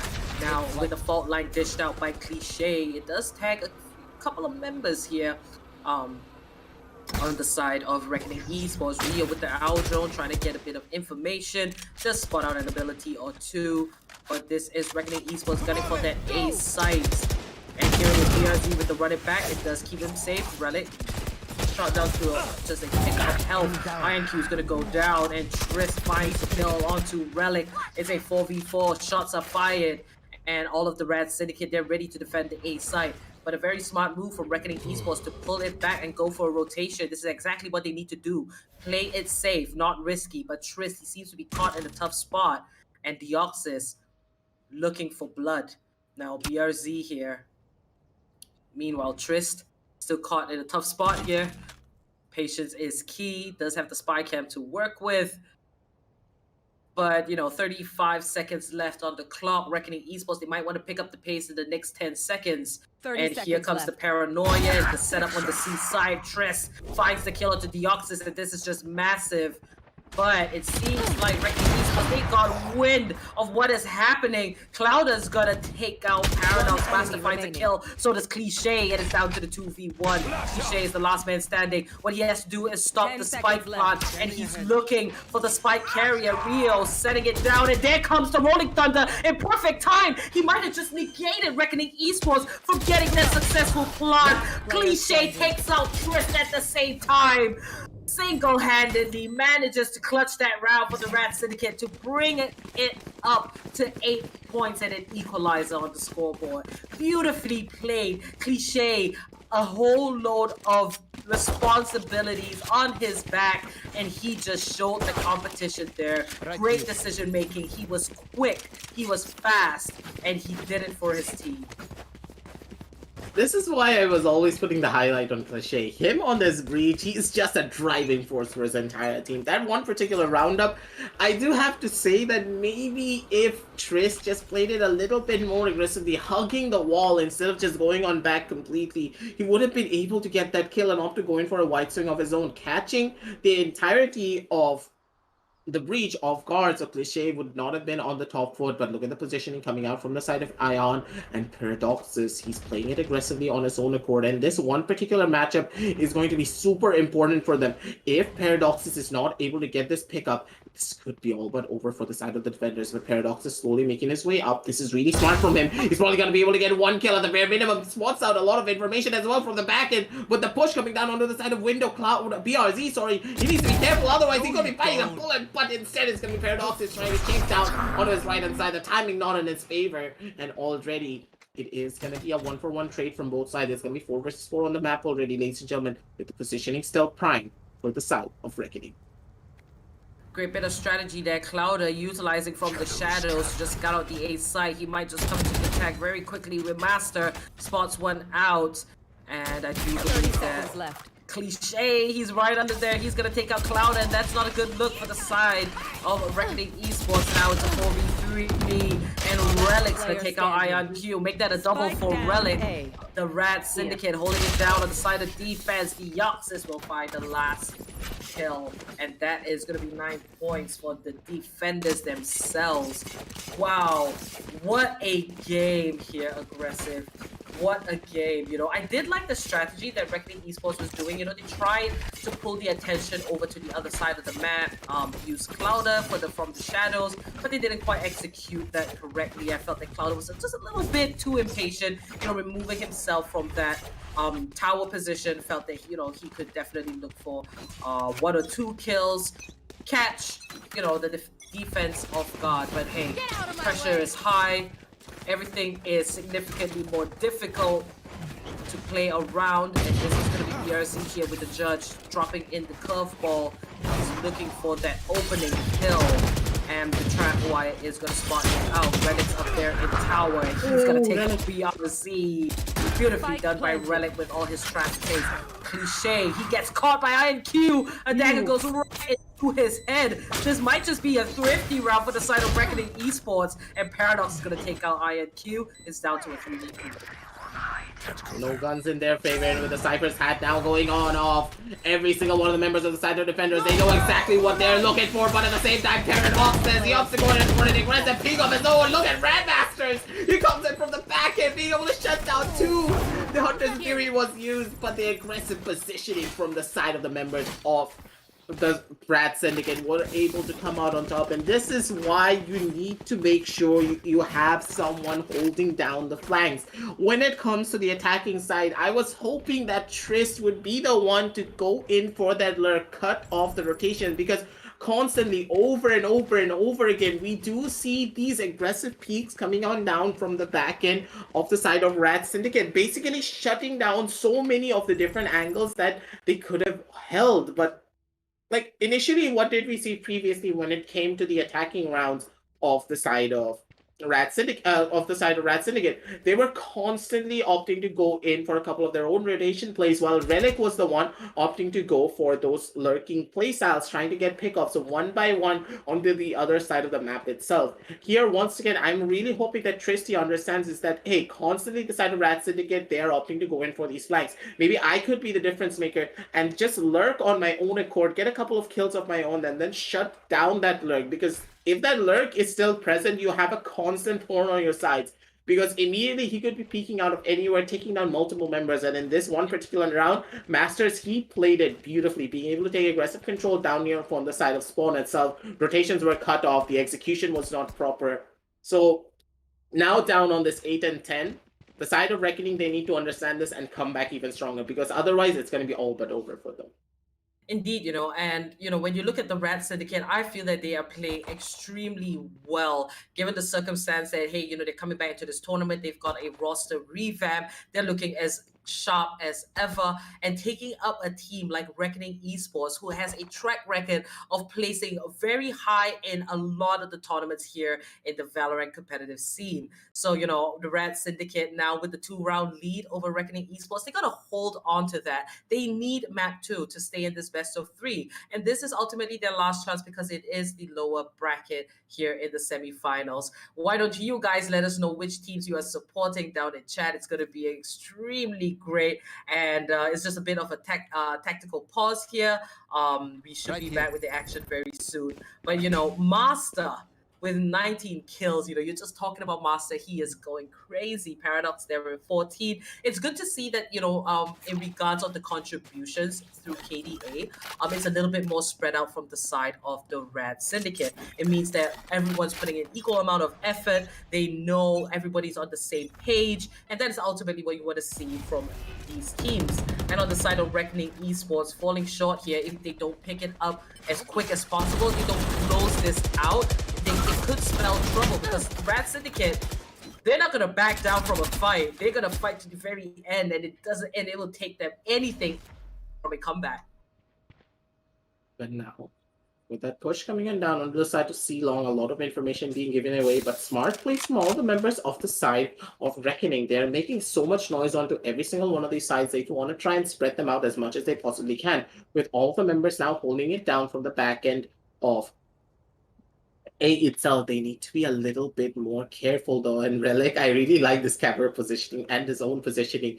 With this camera, he can just block off any sort of a push that could be coming down from the side of A main, and then immediately back off himself as well. Because this is like having a second teammate and using the camera as first contact, and then he himself as the second contact. So let's see what they can find, because Reckoning, I do believe they're a little bit lost. They don't know which side to exactly go to, because all the members of Rad Syndicate, they have everything shut on down. And look at the positioning from Paradox as maybe being able to find something of his own accord. He actually gets a through smoke kill. He's probably going to be able to survive as well, still holding down from the side of top. But he's not going to be able to live for long, as BRZ, he has his phone number and calls them up to take him down. It's going to be Reckoning with a destructive force of their own. One by one, the bodies are going to be piling on up, and with the spike going on down through, it's already going to be 4 versus 2 on the map, and a defensive retake now coming down from the side of Rad Syndicate. Relic and Cliche, last 2 members standing. Reckoning Esports, they're in their post-plant positions. And they just a little careful, but here Triss, he's gonna find Relic, and it does look like this one's in the bag for the side of Reckoning. Cliche is gonna take down one, he's not gonna give up, and that flash connects him to all 3 members, and he's looking for another gun to continue fighting that. The idea was brilliant from Cliche, but 1v3 situation on C-Long, no smokes to work with. That was the route for Reckoning Esports, and that was a beautiful execution onto the C side. And the scoreboard comes down to a 9-10. Reckoning Esports, they're trying to get it back to an equalizer. So many flashes coming on through, it's just gonna get even more difficult. But still, it is a pick-me-up for the side of Reckoning themselves, because now they're finally able to demolish their loss streak and come back even stronger onto this matchup. Now taking us down to a 9-10, they're able to fight, and they're able to fight hard, because now with the stable economy that they do have, even if they lose out on this round, they are going to be able to go for buys in the following rounds. But at the same time, this is a massive investment coming down from the side of Paradoxes. He actually opted to pick up that operator, and with this operator pickup for his side, this basically means that now his team is going to be in a massive economic deficit if they're not able to win this one out, which is going to be forcing them onto an eco round when it comes to their own 20th round, shutting down a lot of the potential that they would have had. So this operator is going to be quite a big investment. So I'm really looking to see how much value Paradox is going to be able to find out of it just yet. But still, ladies and gentlemen, on the side of Reckoning, they're playing it slow, they're playing it systematically, they're trying to understand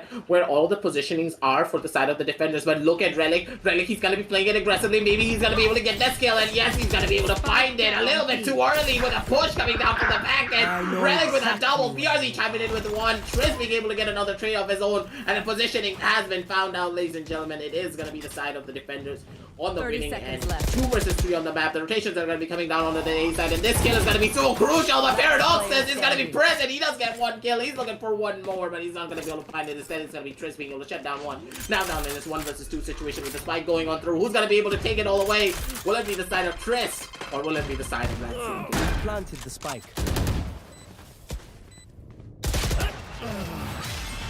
Paradox there, he's gonna find the last kill, a headshot, and Tristo, he was looking for the best possible position. He did get the spike plant off, but hey, Paradox comes in with a mean shot, and that is gonna be 11 rounds secured for the side of the Rad Syndicate. What a round. It was really hectic there in the B side area. There's a lot of takedowns. I did like the patience coming up on the side of Paradox. He did take his time to make himself known, and a good attempt by Triss to try and clutch that one out. But hey, Reckoning Esports, they see that 2-round gap once again, and full buys across the board. If Reckoning Esports doesn't take this round, they're gonna be in a hole where they cannot come back from. Rad Syndicate, they'll secure match point, and they wouldn't have enough money for buys the next time around. Master finding the kill onto Clouda. Not a good sign for Reckoning Esports. Meanwhile, the rest of the team, they're going to be going for that A side. Not a single defender is available there. Reckoning Esports now, they got to get the spike planted and go for that post-plant situation. The Rat Syndicate looking for a retake. And I wish they would spread themselves out just a little bit more. But hey, let's see what the Rat Syndicate is going to pull out the bag. Here. With that ultimate being present on the side of Crochet, they have so much to work with. The ultimate has been popped as well, ladies and gentlemen. PRZ in the prime position, taking a couple of his own kills. But Masters, look at his positioning and look at that spray. He's able to shut down multiple Masters as he's just mowing them down with Deoxys on his side.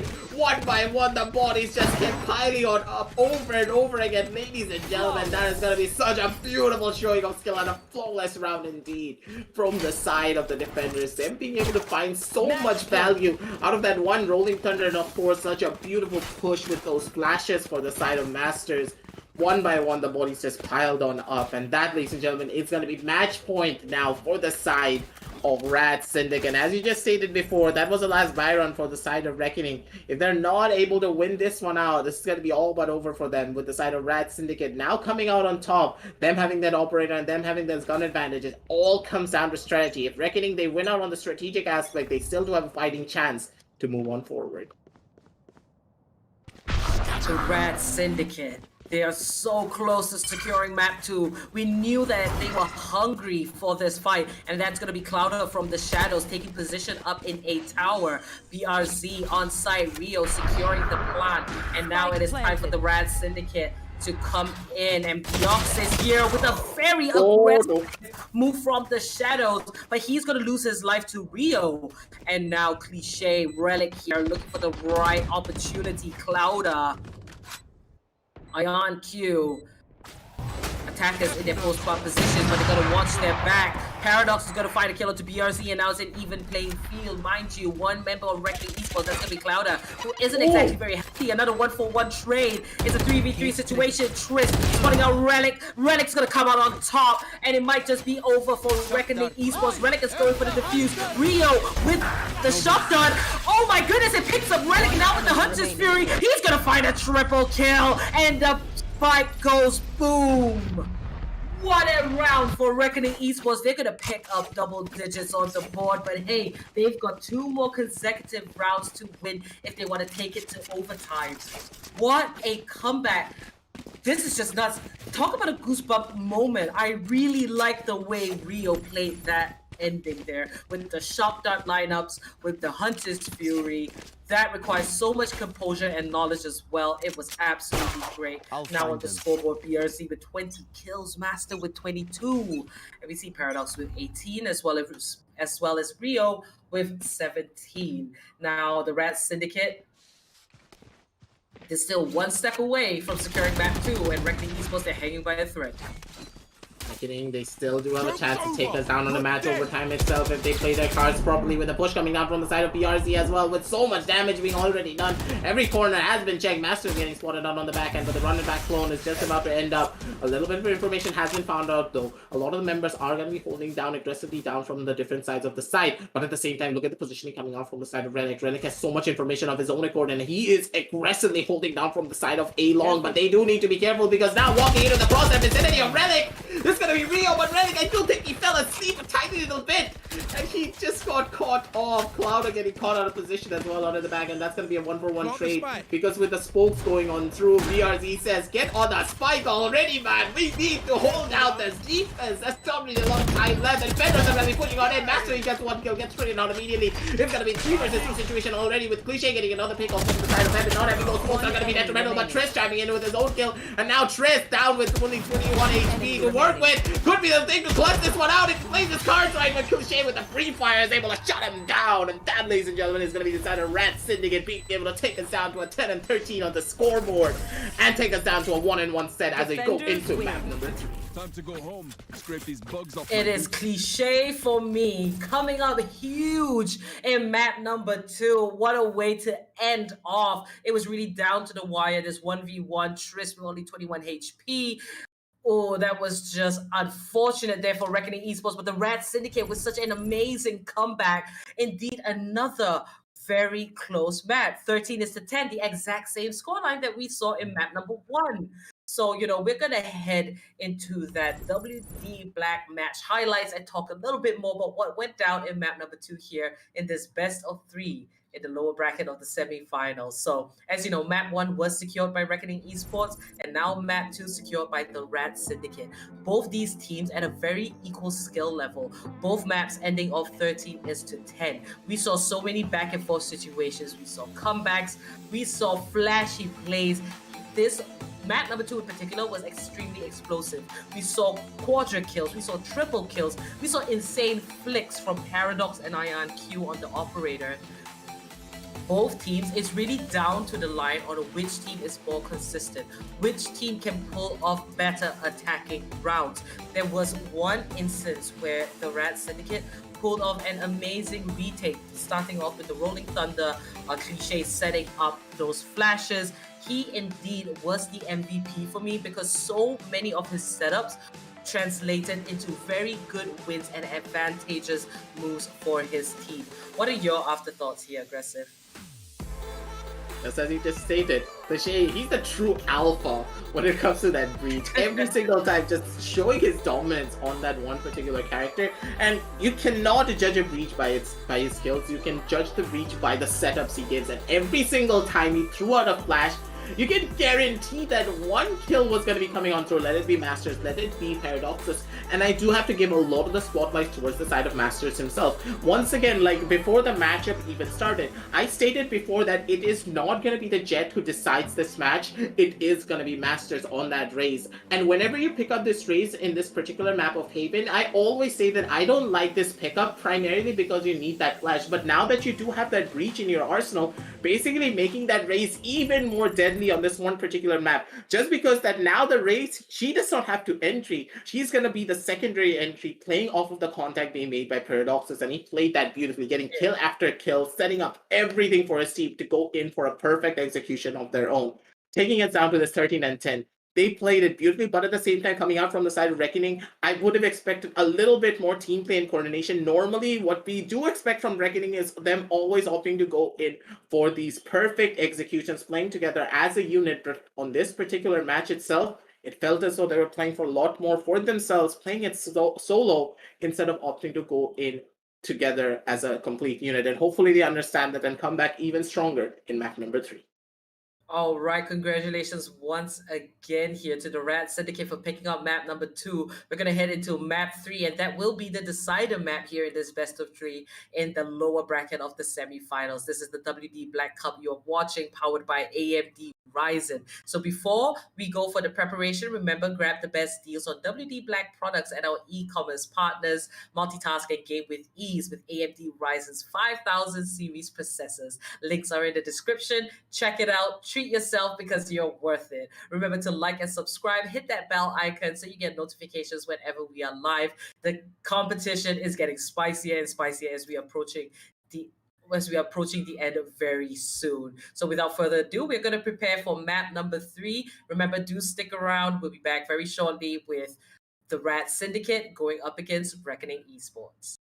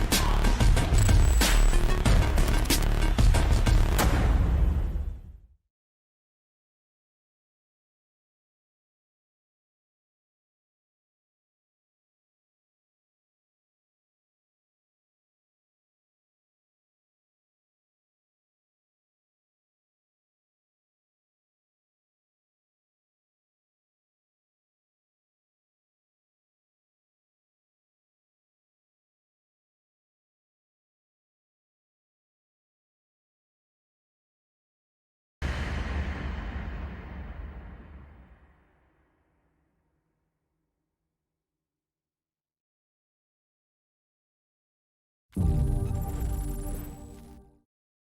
welcome back, ladies and gentlemen, to the WD Black Open Cup powered by AMD Ryzen with the Esports Club as our esports partner. And we are back once again with the third and final map for this set of versus Reckoning versus Rat Syndicate. Sorry, a little bit of a moment of pause in my mind, but still, it has been a long set and a lot of intense games. Like, too much casting for me, but still, one more game to go to see who is going to be the one to move on down and move forward for the lower brackets. It is going to be Trinity joining me this time around on the caster desk. How are you doing, my man, and how are you feeling about this matchup?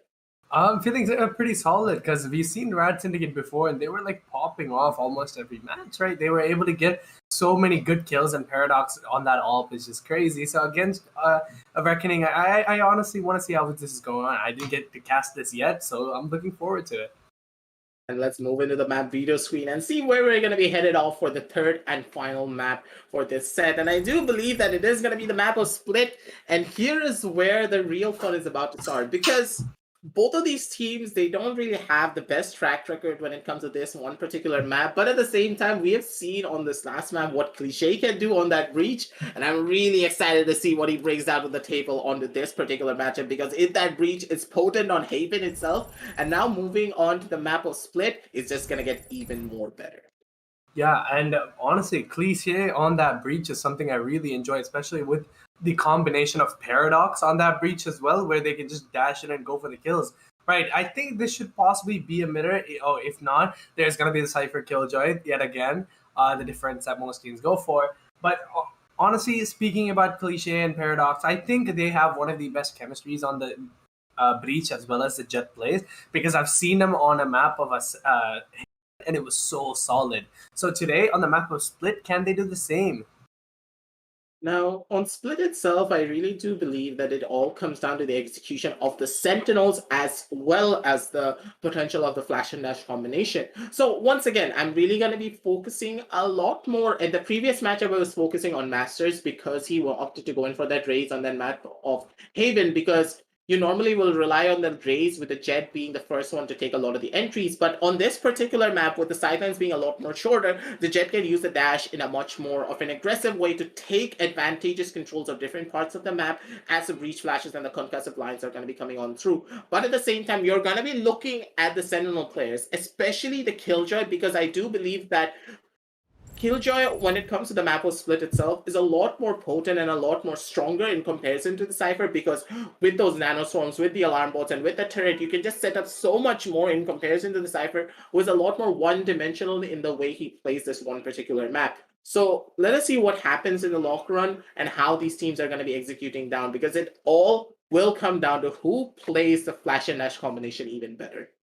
That's right. To an attacking side is going to be it's going to be a bit of a challenge, because I think with that breach combination that they have, and as well as Raze on their side and Jet, I think if they use their breach utility well, they'll be able to get that entry really easy. I think attacking side would be like the better option for the sides of Split at the moment, because both of the teams are not going for that stage, which means mid is going to be completely open unless Killjoy places a alarm bot mid, or Cypher going for that cage and a trap wire play on mid, as well as screens, right? Or sorry, vents. So it's going to be quite of a different play style from both teams, and I'm really excited to see how they're going to defend against such an aggressive combination that both of the teams have going on, right?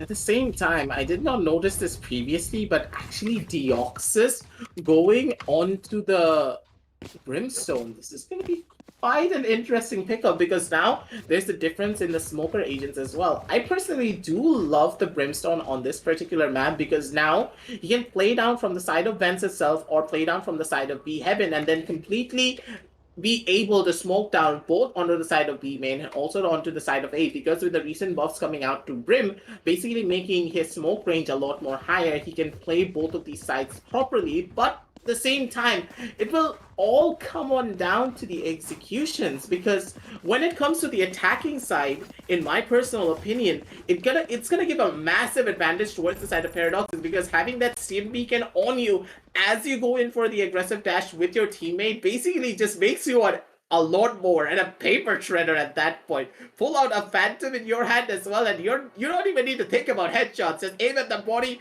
and just pull your trigger finger, and they're gonna be dying in a matter of a second. That is very true.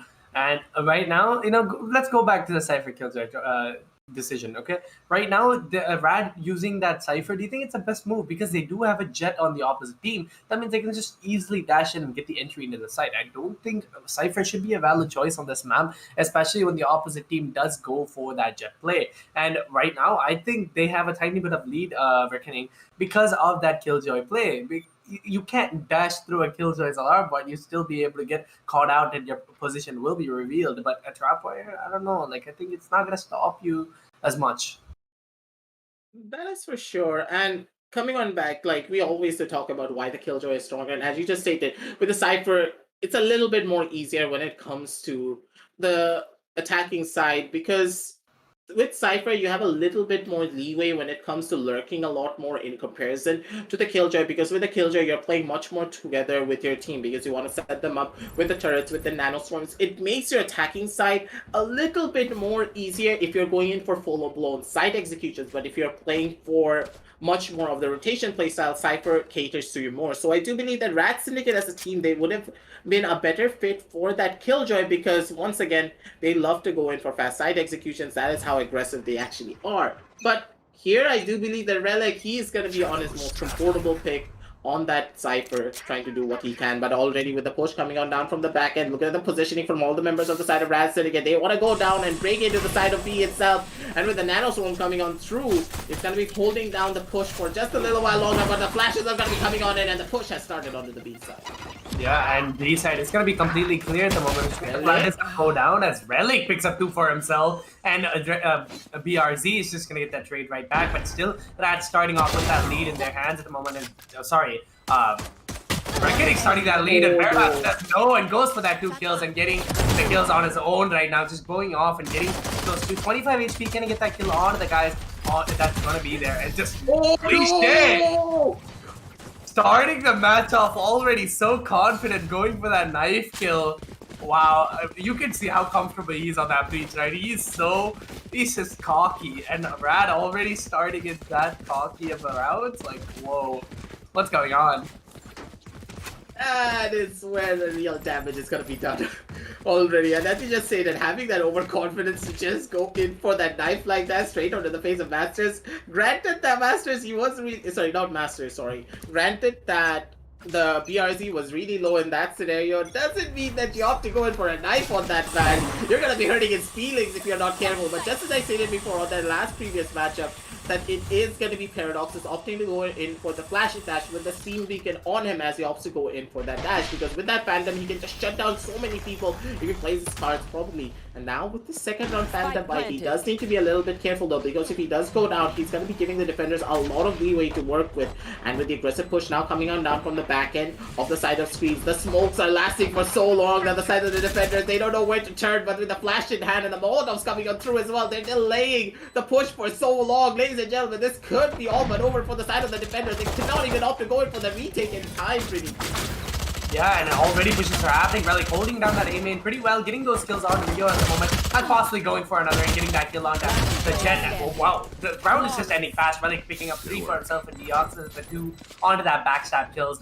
That was a solid round. The defenders didn't have a single second to even think as a hold. The post-map positions that they were holding was so well thought and so well planned on the side of Split, or A side on Split. And it's honestly crazy to see how, the way Relic baited Jet to fall into his Trapwire to give a better play, right? He ran so far back that the Jet followed him and he was able to get that Jet into that Trapwire, which led him to get that easy kill. But at the same time, Rad is going to go for that bonus round plays as Reckoning now with that buys coming in fully. Now with the push coming on down from the back end, look at the positioning of Rasters. I do think that was a little bit of an oopsie coming out from Masters. He doesn't want it to go that far, but still he's going to be the one to fight the bullet. But the push is going to be coming down from the side of screens, and one by one, the members of Reckoning, they are piling up the bodies down onto this A side. A little bit too fast of the execution.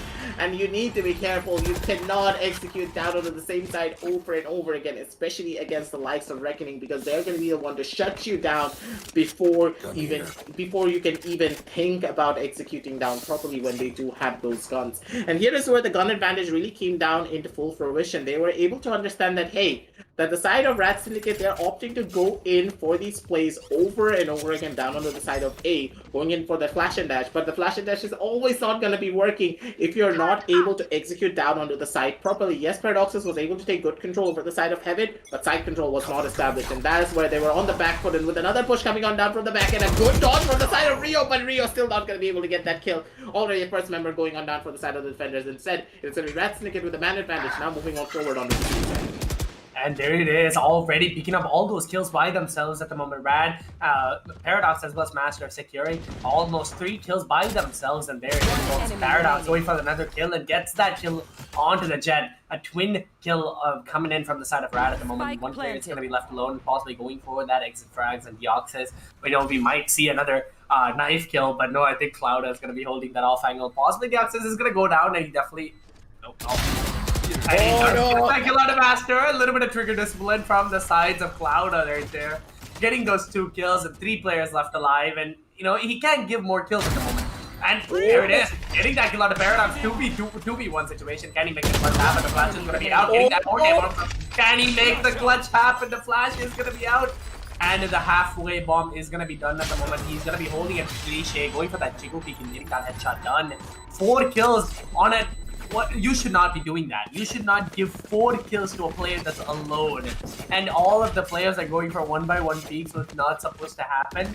And right there, giving that means they all have to go for a little bit of safer buys from both of the sides. But no, Reckoning right now already picking up an op for themselves on the sides of the Jet and Paradox with that AR. And right now, I think the defenders are gonna have like okay, never mind. They baited us a little bit. Like they were going for that all player on a last round. Do you think that was a good plan? Like, come on.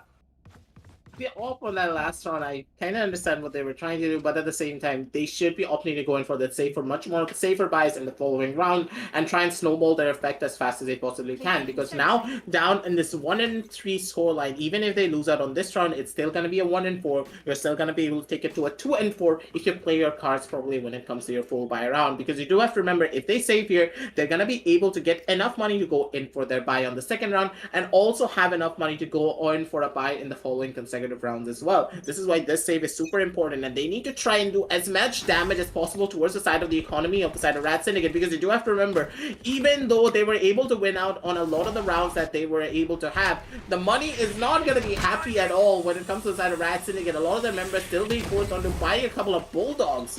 So here is where the damage is about to start now, because with the side of Rat Syndicate opting to go in for that plant and Paradox is on that flank. Let us see who finds the first blood, because here is where everything is going to get decided. Yeah, the bomb is going to be planted on that B side. The sounds has been given out. Can Paradox get that kill? And he does get that kill on the Rio at the moment. The flash is going to go out. 3 people are going to be on side at the moment. Cliche and Master picking up a kill for themselves. Paradox is getting a kill. But there is going to be an AR, or sorry, a shotgun getting that kill onto Paradox at the moment there. It is in a 1v3 situation. And right now, Trustus has to play this a little bit safer and possibly go for the exit frags, or even go to opt to save that Phantom that he did get on the top, on Heaven. Right now, Cliche is going to be holding down sight and possibly going down to the hands of Trust. Can he get this kill? And he does get that kill out of Cliche at the moment, and possibly going for that save on the Phantom. No, I think he's going to die to the bomb, right? Nope. Alright, never mind. It's a lucky save for him, I would guess. And there it is, a 2-1. And the gun is going to be saved. That means that right now, Opus has to come out. Right? The Jet pulled out the AWP aggressive. Like, we're going to expect an aggressive hold, and right now, a Paradox has to pick up that AWP themselves on the next rounds or something, right? Now is where the retaliation is about to start for the side of Reckoning. Yes, they were losing out on multiple consecutive rounds, but they were still able to get a lot of value out of their eco rounds, because you do have to remember that with Paradoxes dying out on that previous round, basically means that he cannot opt to go in for his own full buy. So he's going to be playing on this knife for just now, with the flashes going to be coming on through soon enough, and with a beautiful with a beautiful boom bot as well, spotting out the positioning of Rio. And here is where the real push is about to start. Grenades are going to be coming on down from the back end as well. But the positioning from the side of Paradoxes is going to be good. But the aggressive dash is not really working out in his favor. PRZ flying through the air like a majestic angel, being able to find one more kill off his own. And look at the positioning. Straight in the direct cover is going to be Masters. And one of his friends just holding it down. This one, the silence at PRZ. He's in the prime position to get one more kill off his own. He does find one, but he does get traded out by Deoxys. But Rios is going to be there to go in for the peak and make sure his buddy is going to be saved. Does get killed out, but the trades are going to be in the favor of the side of Reckoning. And now down in this 1 versus 4, not much to do, and a lot of noise being given away. And look at the positioning from the side of the from Clouded, he gets caught off guard. Relic gets taken down, 2 and 4 on the scoreboard. And a good round, you do have to say, coming out from the side of Reckoning. Yeah, and 2-4, which means that a comeback is going to be coming on. Paradox opting to go for that save buy at the moment. Last round, them opting to go for that aggressive buy, it should not have happened. And them still not choosing to save at the moment from the side of Syndicate, because they're all going for that SMG as well as a half shield Vandal play, while Reckoning just has a better buy completely, except for BRZ, who's going to opt to go for that judge at the moment, right? This is going to be quite a bit of a hard push, because there's going to be 3 people. It's going to be a split play coming in from the sides of Reckoning. Syndicate at the moment, as Reckoning Jet does go for that aggressive off plays, but it's really like that. Jet does have his ult now, and he can definitely play this out, but no, BRZ flying and getting that 2 kills for himself with that gun in his hand, and the force fight does not work out and get another kill with that judge in his hands. And 2-5 situation at the moment.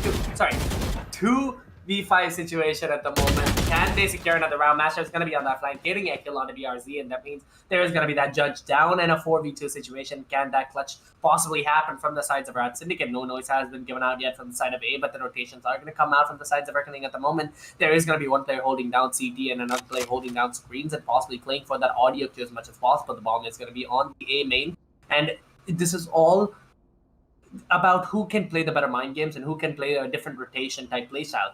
Right now, Master does speak. I think he's going to be get spotted out by the player on screens. Playing it slowly but systematically is going to be Master to see what he can find. You do have to remember that he still does have the showstopper, but at the same time, I love this coming down from the side of Reckoning as well. They do not want to give away any form of information of where they are holding. And with the turret now being placed and the smokes now coming on through, they cannot opt to go in for that push. And that nanoswarm doing so much damage towards the side of Master. He gets tagged out low. Trist is going to be present as well. Straight through that smoke, shutting it down. And the smoke we're coming on through, and with a beautiful concussive shot as well. Clouda, he's going to be able to force Deoxys out of position, shutting him down before he can even do anything. Ladies and gentlemen, that's going to be the side of Reckoning. Taking us down with 3 and 4, and that was a good execution-heavy round coming down from the side of the defenders, being able to use that judge as well. BRZ, he is the judge, he is the jury, he is the alpha, and he is the executioner. He is everything in that round. Getting those 3 kills, my oh my, was just so crucial for the side of Reckoning. That is very true, and right now, 3-4 situation, the comeback is happening from the sides of Reckoning, and there is going to be an eco round forced onto the sides of Rat Syndicate, and Paradox opting to go for that frenzy by, and the rest of them going for that sheriff and aggressive play onto Heaven at the moment from the side of Rat Syndicate, and he's going to get spotted out by that turret, going for that aggressive play, but BRZ with that judge in his hand get that kill onto the Paradox, and Relic is going to right there get that trade, but Cloud is going to get that trade as well, and Master getting a trade, and a 3v3 situation at the moment. There is going to be the ult out from the sides of Master. Can he possibly get a kill with his ult at the moment, but everyone's just gonna run away. No one's trying to contest that ult, right? There's gonna be there is the ult still available from the side of Cliche, and he can definitely go for that ult play after post plan, and Deoxys as well as Rio going to be facing off on a 1v1, and Deoxys does go down, and Rio getting that kill would mean it's a 2v2, and there it is, Master as well as Cliche getting a kill for themselves. The flash does go out. It's gonna be one player onto screens at the moment. The grenade does go out. No damage is passed through yet. There's gonna be crazy plays happening as both of the players does pick up a thrifty round for the sides of Rat Syndicate, and there it is, folks. Right now, the second Reckoning tried to come back, Rat Syndicate pulled that back down, and they were like, we're gonna win this thrifty round, and we're gonna make that happen. The push coming in from Paradox, going in aggressive into vents, and baiting himself so Relic can get that kill, as well as Master can trade both of them out immediately as much as possible, is giving them an advantage because defender side cannot retake with the less amount of people. And honestly, a good round coming in from the sides of Rad. completely agree with you on that factor. But at the same time, you do have to say that the communication was not really present from the side of the members of Reckoning. A lot of the sound was already made onto the side of ARAM. So I did hope that maybe Cloudo would have been opting to go in for the peek onto the side of Ram before he opted to go in for an aggressive dash onto the back end. But with the flashes now coming on through, ladies and gentlemen, it is going to be Paradoxes pushing in down one by one for sure. As he gets the first initial pick, but he gets traded off immediately. Cloudo was in position for those trades. It's going to be 4 versus 4 on the map already, but you do have to remember that the ultimate is still present from the side of both sides, and the ultimate has been popped out, but still going to be able to survive. The ult does not hit though. BRZ not going to be able to find one, but Cloudo with his double, still looking for some more. Relic chiming in on that lurk, gets a kill down on this little Sentinel player. Relic with another one. Relic on this lurk is just so good. This is why the Cypher is such a dominant force when it comes to the attacking side, but Cloudo could be the one to look for an ace and close this one out. Flash is gonna be coming on in, goes in for the spray, goes in for the tap, for the running spray coming out from the side of Cliché. Shuts him down. Master opts to go in for the piece to clean it all up. It is gonna be 3 and 6 on the scoreboard, and a very good round from the side of the attackers. Yeah, honestly, I think Clouda got that kill in his hand. If he just had a little bit of bullets left, possibly took that time to go for that reload. He did have enough time on that bomb. I don't know why he didn't opt to go for that reload. Maybe giving away his position was a scary part, but it's fine. He was still able to get a couple of kills to, maximize their eco or minimize their eco, I would say. And right now, Rad is going to go for that aggressive buys. They all have all the buys that they possibly can, but Reckoning looking a little bit slower on their buys, a little bit low. But still, there's going to be the flashes coming out. The side of A is going to be completely free, and he can easily go for that plant position at the moment. There's going to be 2 players, Heaven, and how are they going to play this out? And Paradox is honestly so aggressive. The way he pushes into CT almost every round, I don't understand why Reckoning cannot figure this out just yet, because they're always losing at least 1 or 2 picks to the hands of Paradox. And right now, the positions have been taken, and there's going to be the ult going down, and why Killjoy is such a strong force on defending as well as retake or anything, to be honest. The ult is just crazy, but there it is. Brimstone also proving himself, getting that ult down with his ult, and there it is. BRZ getting a kill, and Paradox getting a 2 for himself, and Deoxys with another in a 2v2 situation. Can Paradox hold this clutch off, and Deoxys popping out of his mind, popping those 2 heads and getting that kill with the molly onto the hands of Omen, and there it is, folks. Another round 7-3 situation. Rad looking strong as hell on attacking side. Like I said, right now it all depends on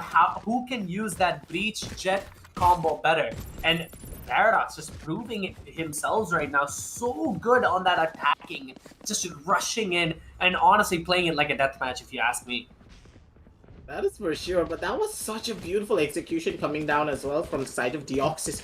You have to give it to this man to have that game sense, to clear out the sounds in such high-pressure scenarios, throw out that Molotov, and that was an immediate push coming down from the side of Paradoxes as well. He swung that corner as the Molotov was going to be coming on through, basically knowing that, hey, as soon as they see this Molotov, either they want to go in for the push or they're going to be playing it slow, not really wanting to push down out of their own sidelines to try and not be aggressive. So here is where Paradoxes was able to come out on top, because he knew and understood that, hey, the enemies are going to be slowing on now. So if I can catch them off guard in that situation before the Molotov runs out or before it lands, I can get 2 kills. I can get out on my own accord. And you have to give it to this guy, because he is a team player as well as a good friend, because he went in for the right click on the head, and the right click on the head only does 100 damage, so the molly was able to finish off the last player, nonetheless giving Deoxys 1 more kill to pad his stats just a little bit. 3 and 7 on the scoreboard, ladies and gentlemen, and that execution of that round was just so clean as well. And the side of Reckoning, they need to be careful, because they're losing out on so many rounds, and on this mirror matchup, I gave the defensive advantage towards the side of the Killjoy. And now that they're not able to get a lot of value out of that Killjoy on this 3 and 7, they either need to take this down to a 5 and 7 to try and have a fighting chance on their own attacking half, because Reckoning as a team, they're a much more defensive favorite team instead of an attack favorite team.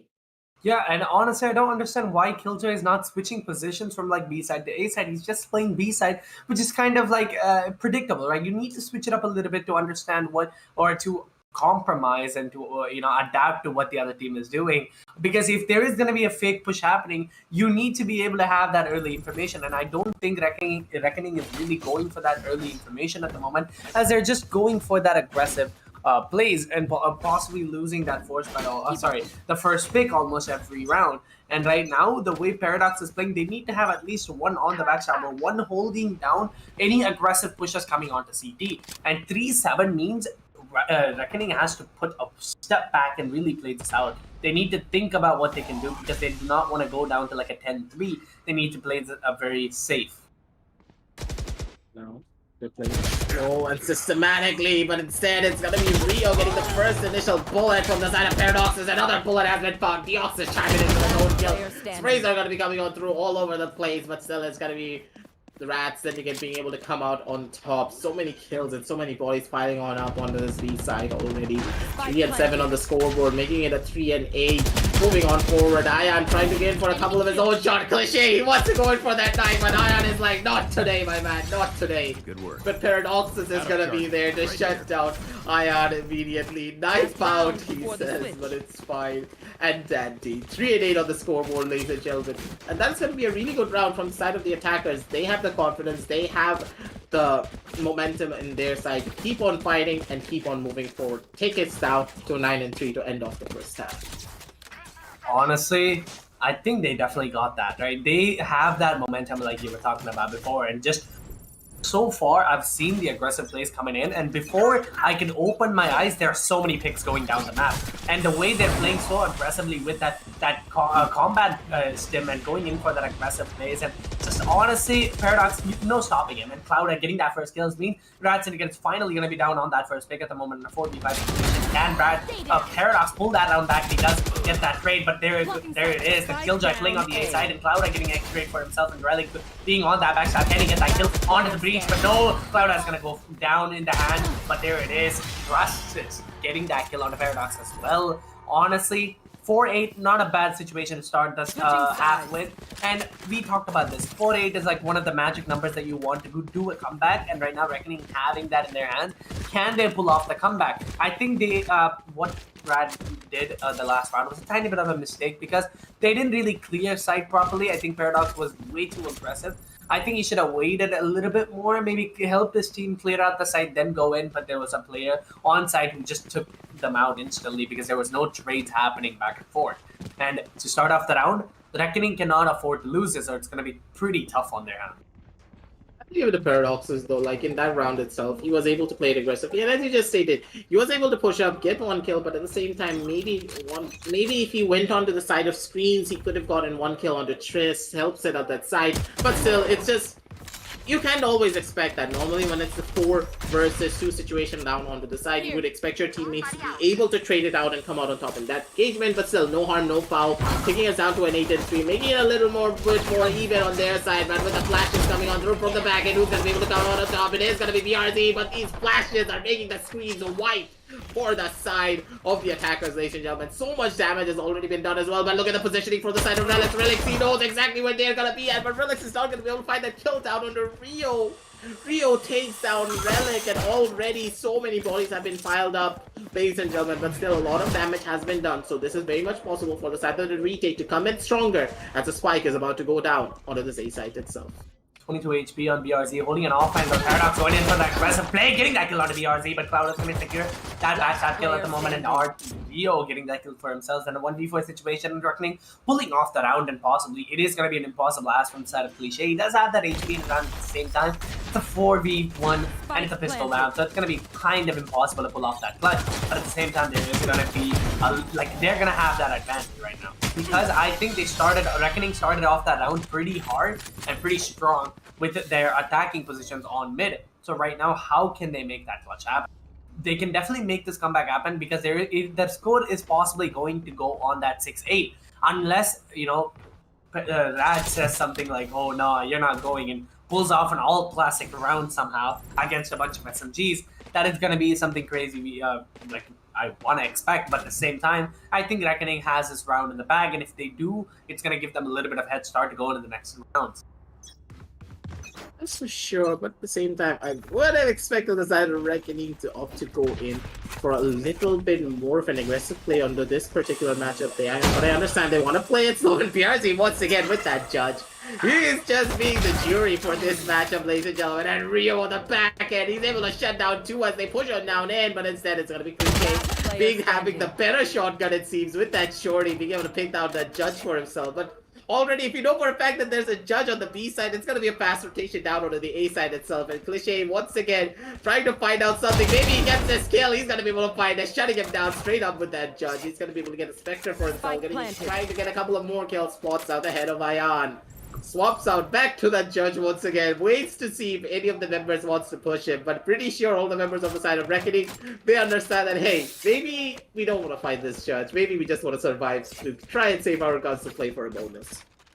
Yeah, and right now on a 1v3 situation, he could definitely go for that bonus play. Right now, Cliche opting to save that judge on a defending half definitely means something because we saw how good BRZ was on that shotgun. But right now, can Master do the same is a real question. But no, Cliche is going to get that kill. That means that it's just going to be down. But it's fine.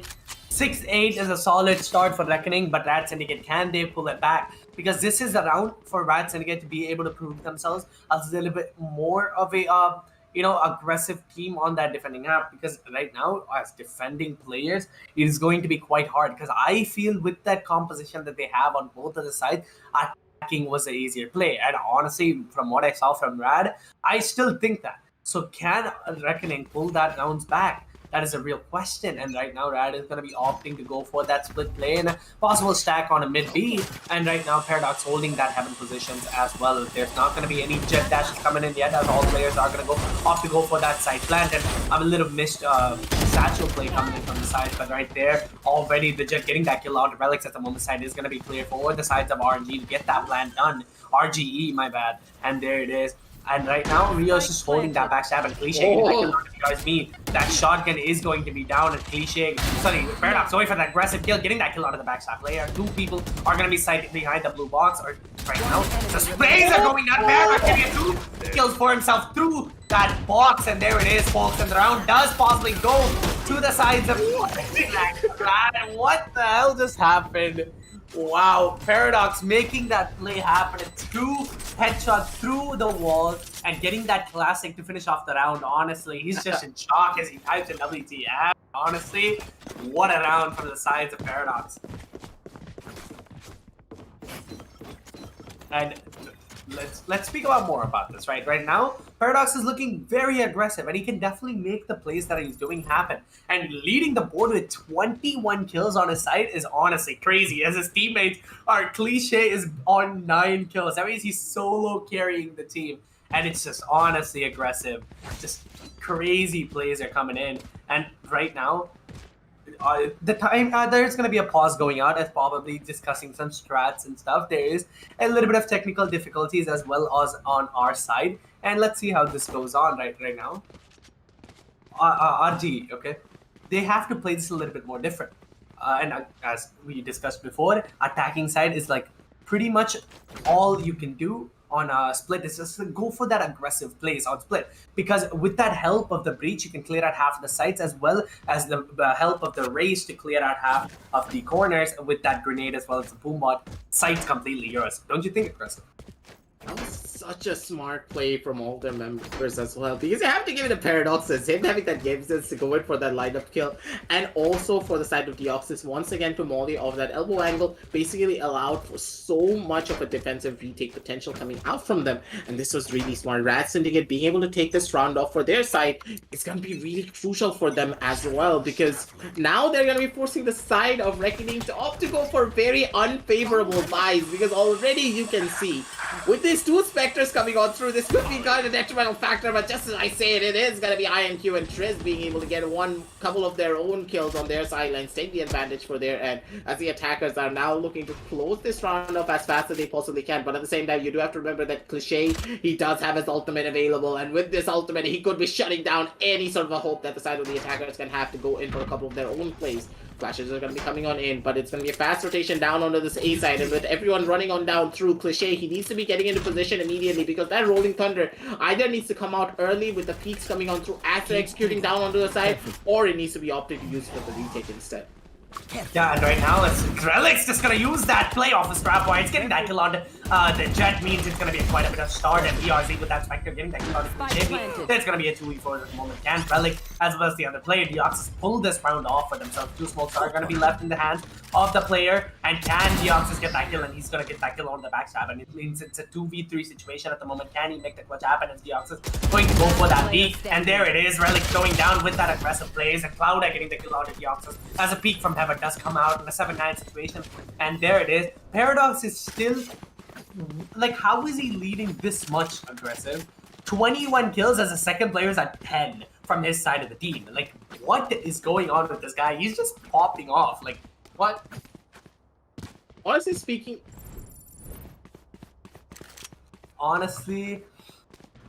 right now, Paradox is just way too good. Okay, I don't know what's going on with Paradox, but I'm expecting more from him, and I'm not gonna stop expecting more from him because he's just the craziest player, especially with that aim. And it is gonna be an eco round from the side of Rat Syndicate at the moment, and the plays are gonna happen. And BRZ getting that kill on Deoxys, and Cliche getting a kill on BRZ.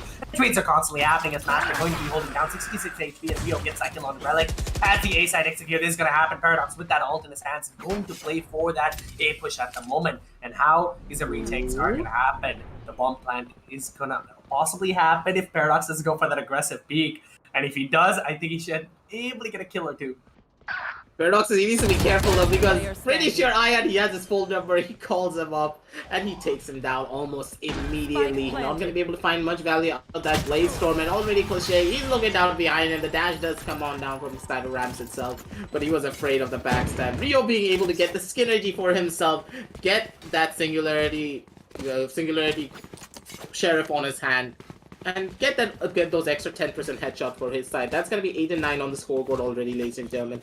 And we are seeing such an aggressive play coming down from all the members of the side of Reckoning. They understand that, hey, we were initially playing a little bit too slow for our own good. So now that they're going in so much more aggressively, they're shutting them down systematically, one by one, slowly but surely, taking them out before they can even think. And I do believe that the side of Rat Syndicate, they need to understand that, hey, they're opting to go in for such fast execution heavy rushes that we need to be a little bit more defensive, or we need to be aggressive on our own accord, because if we play it too defensively onto the map of Split, we're giving away too much control towards the side of Reckoning, because you do have to remember, whenever you play this particular combination with the Breach, with that Jet, you need to be the one to dictate the pace of the fights. If the defenders are controlling you that much, you're not going to be able to execute your flash and dash properly because of communication breakdowns, and of course the confidence factor not being present. So let us see what we can see coming out from both of these teams, because I do believe that Reckoning, they have the advantage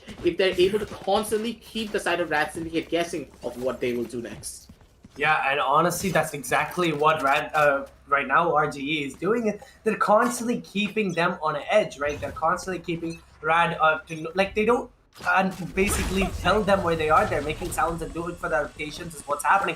But Rida was saying that it's going to be an aggressive push onto B side at the moment, as the ult is going to go down, possibly a backstab, or sorry, possibly Killjoy going to play on that backstab at the moment. That's exactly what I said it's going to be happening in PRC with that ult in his hands, is going for that aggressive play and goes for that ult kill. Can he get that? But just a little bit of timing mistake, but there it is. Paradox getting that first kill onto the backstab, thrust it, going down into 8-9 situation on a 4v5. Can the clutch possibly happen if the rotations do happen from the side? The Rio does come from the shadows and get that plan done, as the Red Jet is going to be holding a little bit of an off angle. And can he get that kill out of the Cliche? If he does peek, he should be able to get a kill or two from his own sides. His Master going to be also holding the flash. Perfect play, but can he get those kills is the real question. And Jet goes in, gets that 2 kills for himself in a 4v3 situation at the moment, and the Jet is just looking so aggressive from the sides of Reckoning Esports, as Relix is going to be holding that off angle, and BRC getting a kill for himself onto the outside, and Relix getting a kill on down now Q, and there it is, folks, in a 2v2 situation, as Brad is going to look so low on the HP, once going to be on that bomb. Rio getting that kill, as well as BRC securing the rounds for the sides of Reckoning, which means it is going to be an equalizer. And this means this is where the real game starts. And Rad is going to opt to go for that equal buys because they have no money to come back up on top to that advantage. But can they pull off an equal round? And now? Sorry. Like, I do believe that, yeah. So I do believe that this is where the real fun is about to start, as you just stated. Because now with so many rounds down, they now have a time to breathe and understand. Because normally what happens in this equal round is that a lot of teams, they're not going to be opting to play for a full-on blown eco for the win. They take this round to understand, hey, maybe we can test the waters, try out a different strategies with these weaker guns and see what we can settle on when we have our full buys coming on through. So with this test round coming on through, I do believe that Reckoning, they are expecting the same thing. They are expecting an aggressive push to be coming out from the side of Rad Syndicate to try and take aggressive control of different sides of the site. But instead, Rad, they're defaulting back into their slow and steady strategies because they're wanting to win out on this eco round. But at the same time, they need to be careful because, yes, these aggressive pushes can work out, but if you don't plan it out properly, this could be a detrimental factor for your side. And already with the death of Cliché, basically meaning that the B side is going to be quite opened up, because without that breach holding out from the side of Heaven, this basically means that they're going to have a pretty rough time trying to hold down any sort of a sideline with the push coming on down onto B, the spike about to go down soon enough, and it's going to be a defensive retake situation for the side of Rat Syndicate.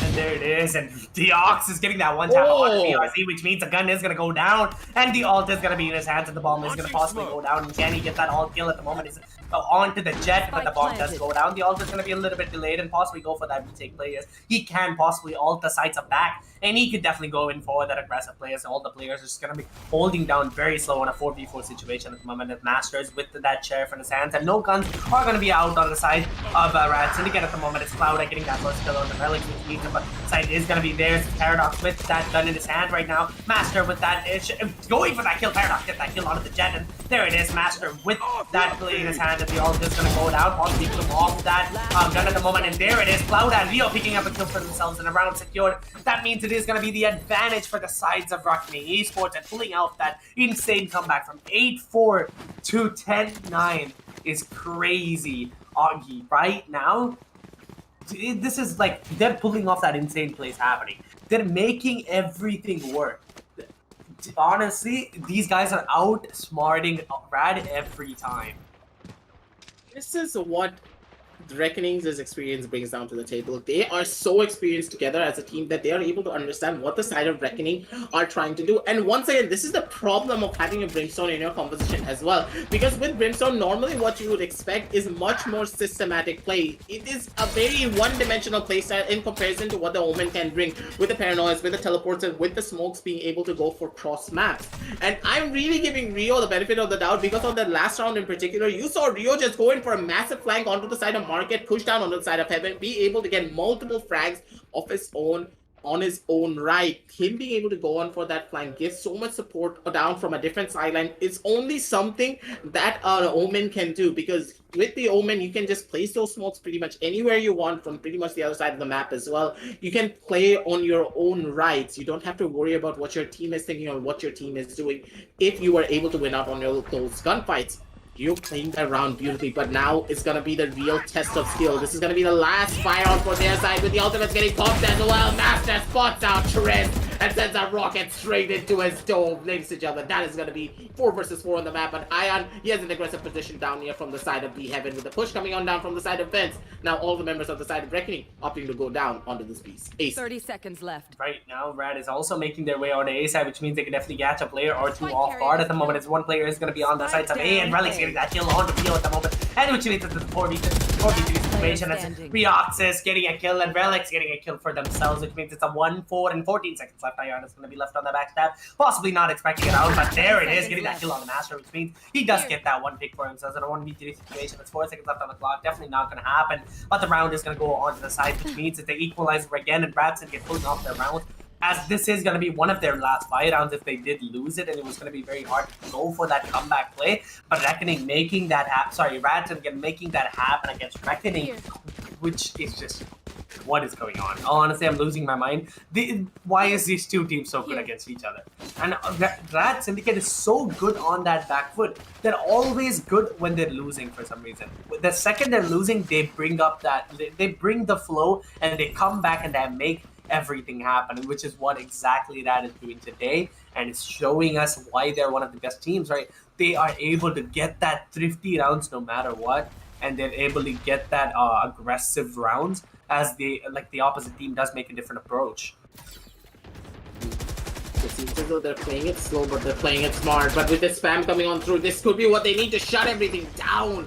The Paradox is not being able to get that kill by just a hair pretty much, and he was opting going for that snap, but with the aggressive dash coming on through, the noises have been made from the back end, and already, ladies and gentlemen, a lot of information has been given away, but at the same time, a lot of the utility has been used from the side of Reckoning as well, so they need to be careful. Not having that tailwind basically means a lot of their fast execution heavy rushes cannot happen, and they were not able to get a kill out of it as well. They're all stacking on down onto the side of mid, trying to see what they can find, trying to see if they can get any sort of an aggressive peek of their own, but they need to be the ones to make the first move. And with these ultimates and with this Molotovs coming on through, they're gonna be probably opting to go in for a rotation play down onto this A side. Mid control has been established, but it seems as though it's just an absolute deadlock between these two teams.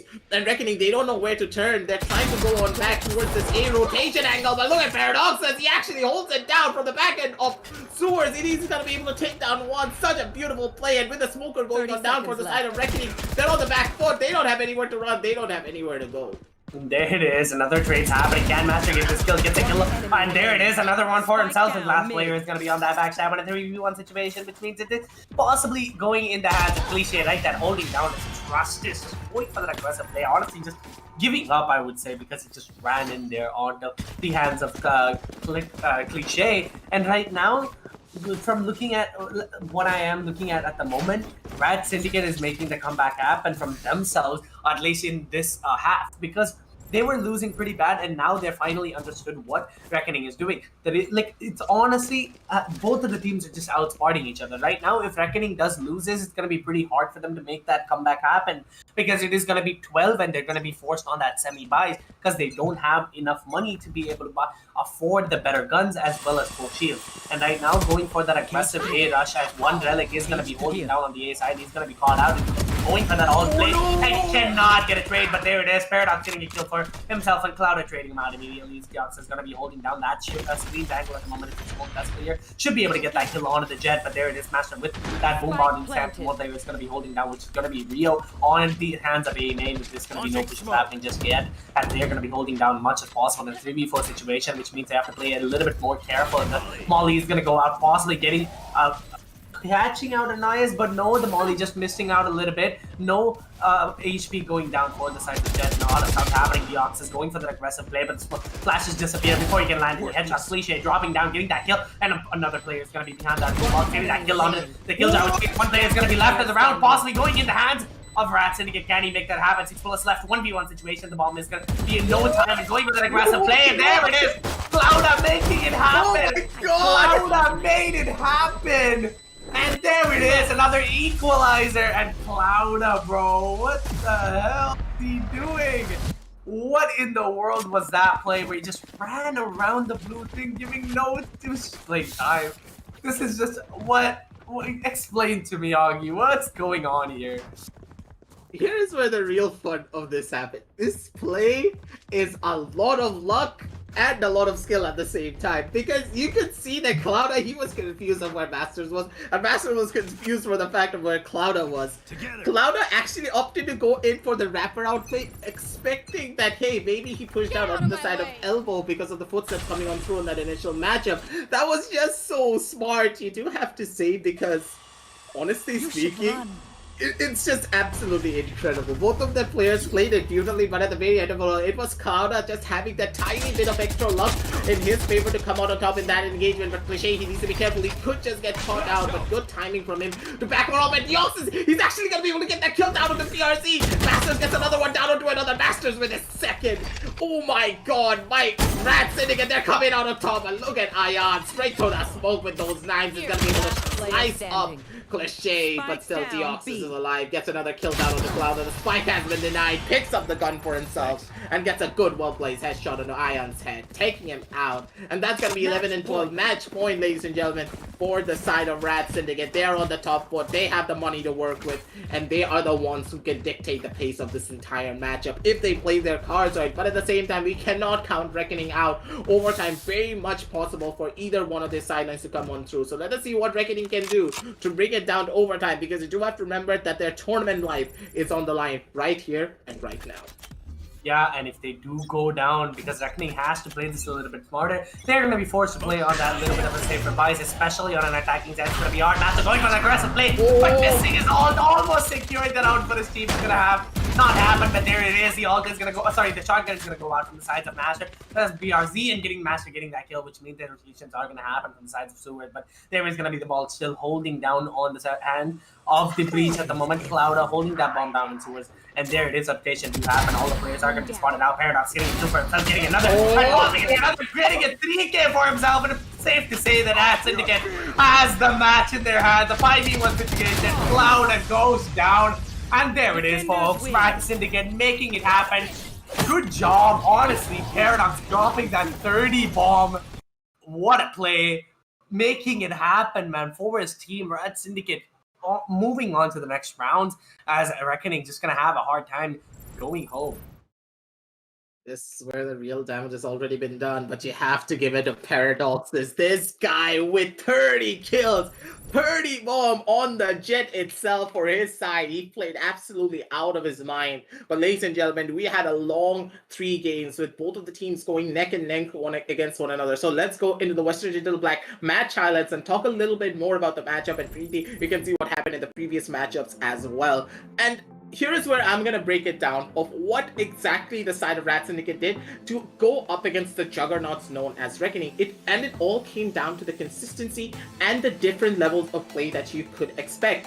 Initially, I stated before that it was the side of Syndicate being able to come out on the top foot because of their aggression. But when it came to map number 2 and map number 3, it was all about them understanding that, hey, we as a team, we can come out on top if we are able to adapt at the same pace as the side of Reckoning. Map number 2, it was all of the Reckoning show, primarily because why? Because Reckoning, they as a team, they were constantly opting to go in for different types of plays. For example, understanding that, hey, if Rad is playing like this, we can change up our strategy and play like this. On the fly adaptability. And in this round in particular, it was exactly that. Master's going in for an aggressive peak of his own. Yes, he was not able to get a lot of kill, but he was able to get a lot of information, and information is the name of the game. And BRC just being a little bit too aggressive with that shotgun play really did cost a lot, because with that hat coming off from the side of the Cypher, basically just ended the entire career for the side of the defenders. And here is where the damage is already done,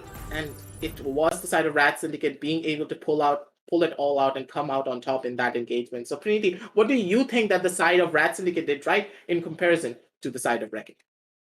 Syndicate honestly had a better approach from the start, I would say, because they had that head start in that attacking side. As they went onto the defending side, I think they just had a little bit of understanding on how to play a little bit more defensive, because Paradox was really aggressive when the round started. He was just running in left and right. He couldn't really adapt to the side of defense, but the second he did, he was able to get that kills for the round to be secured constantly on the sides of Rad, right?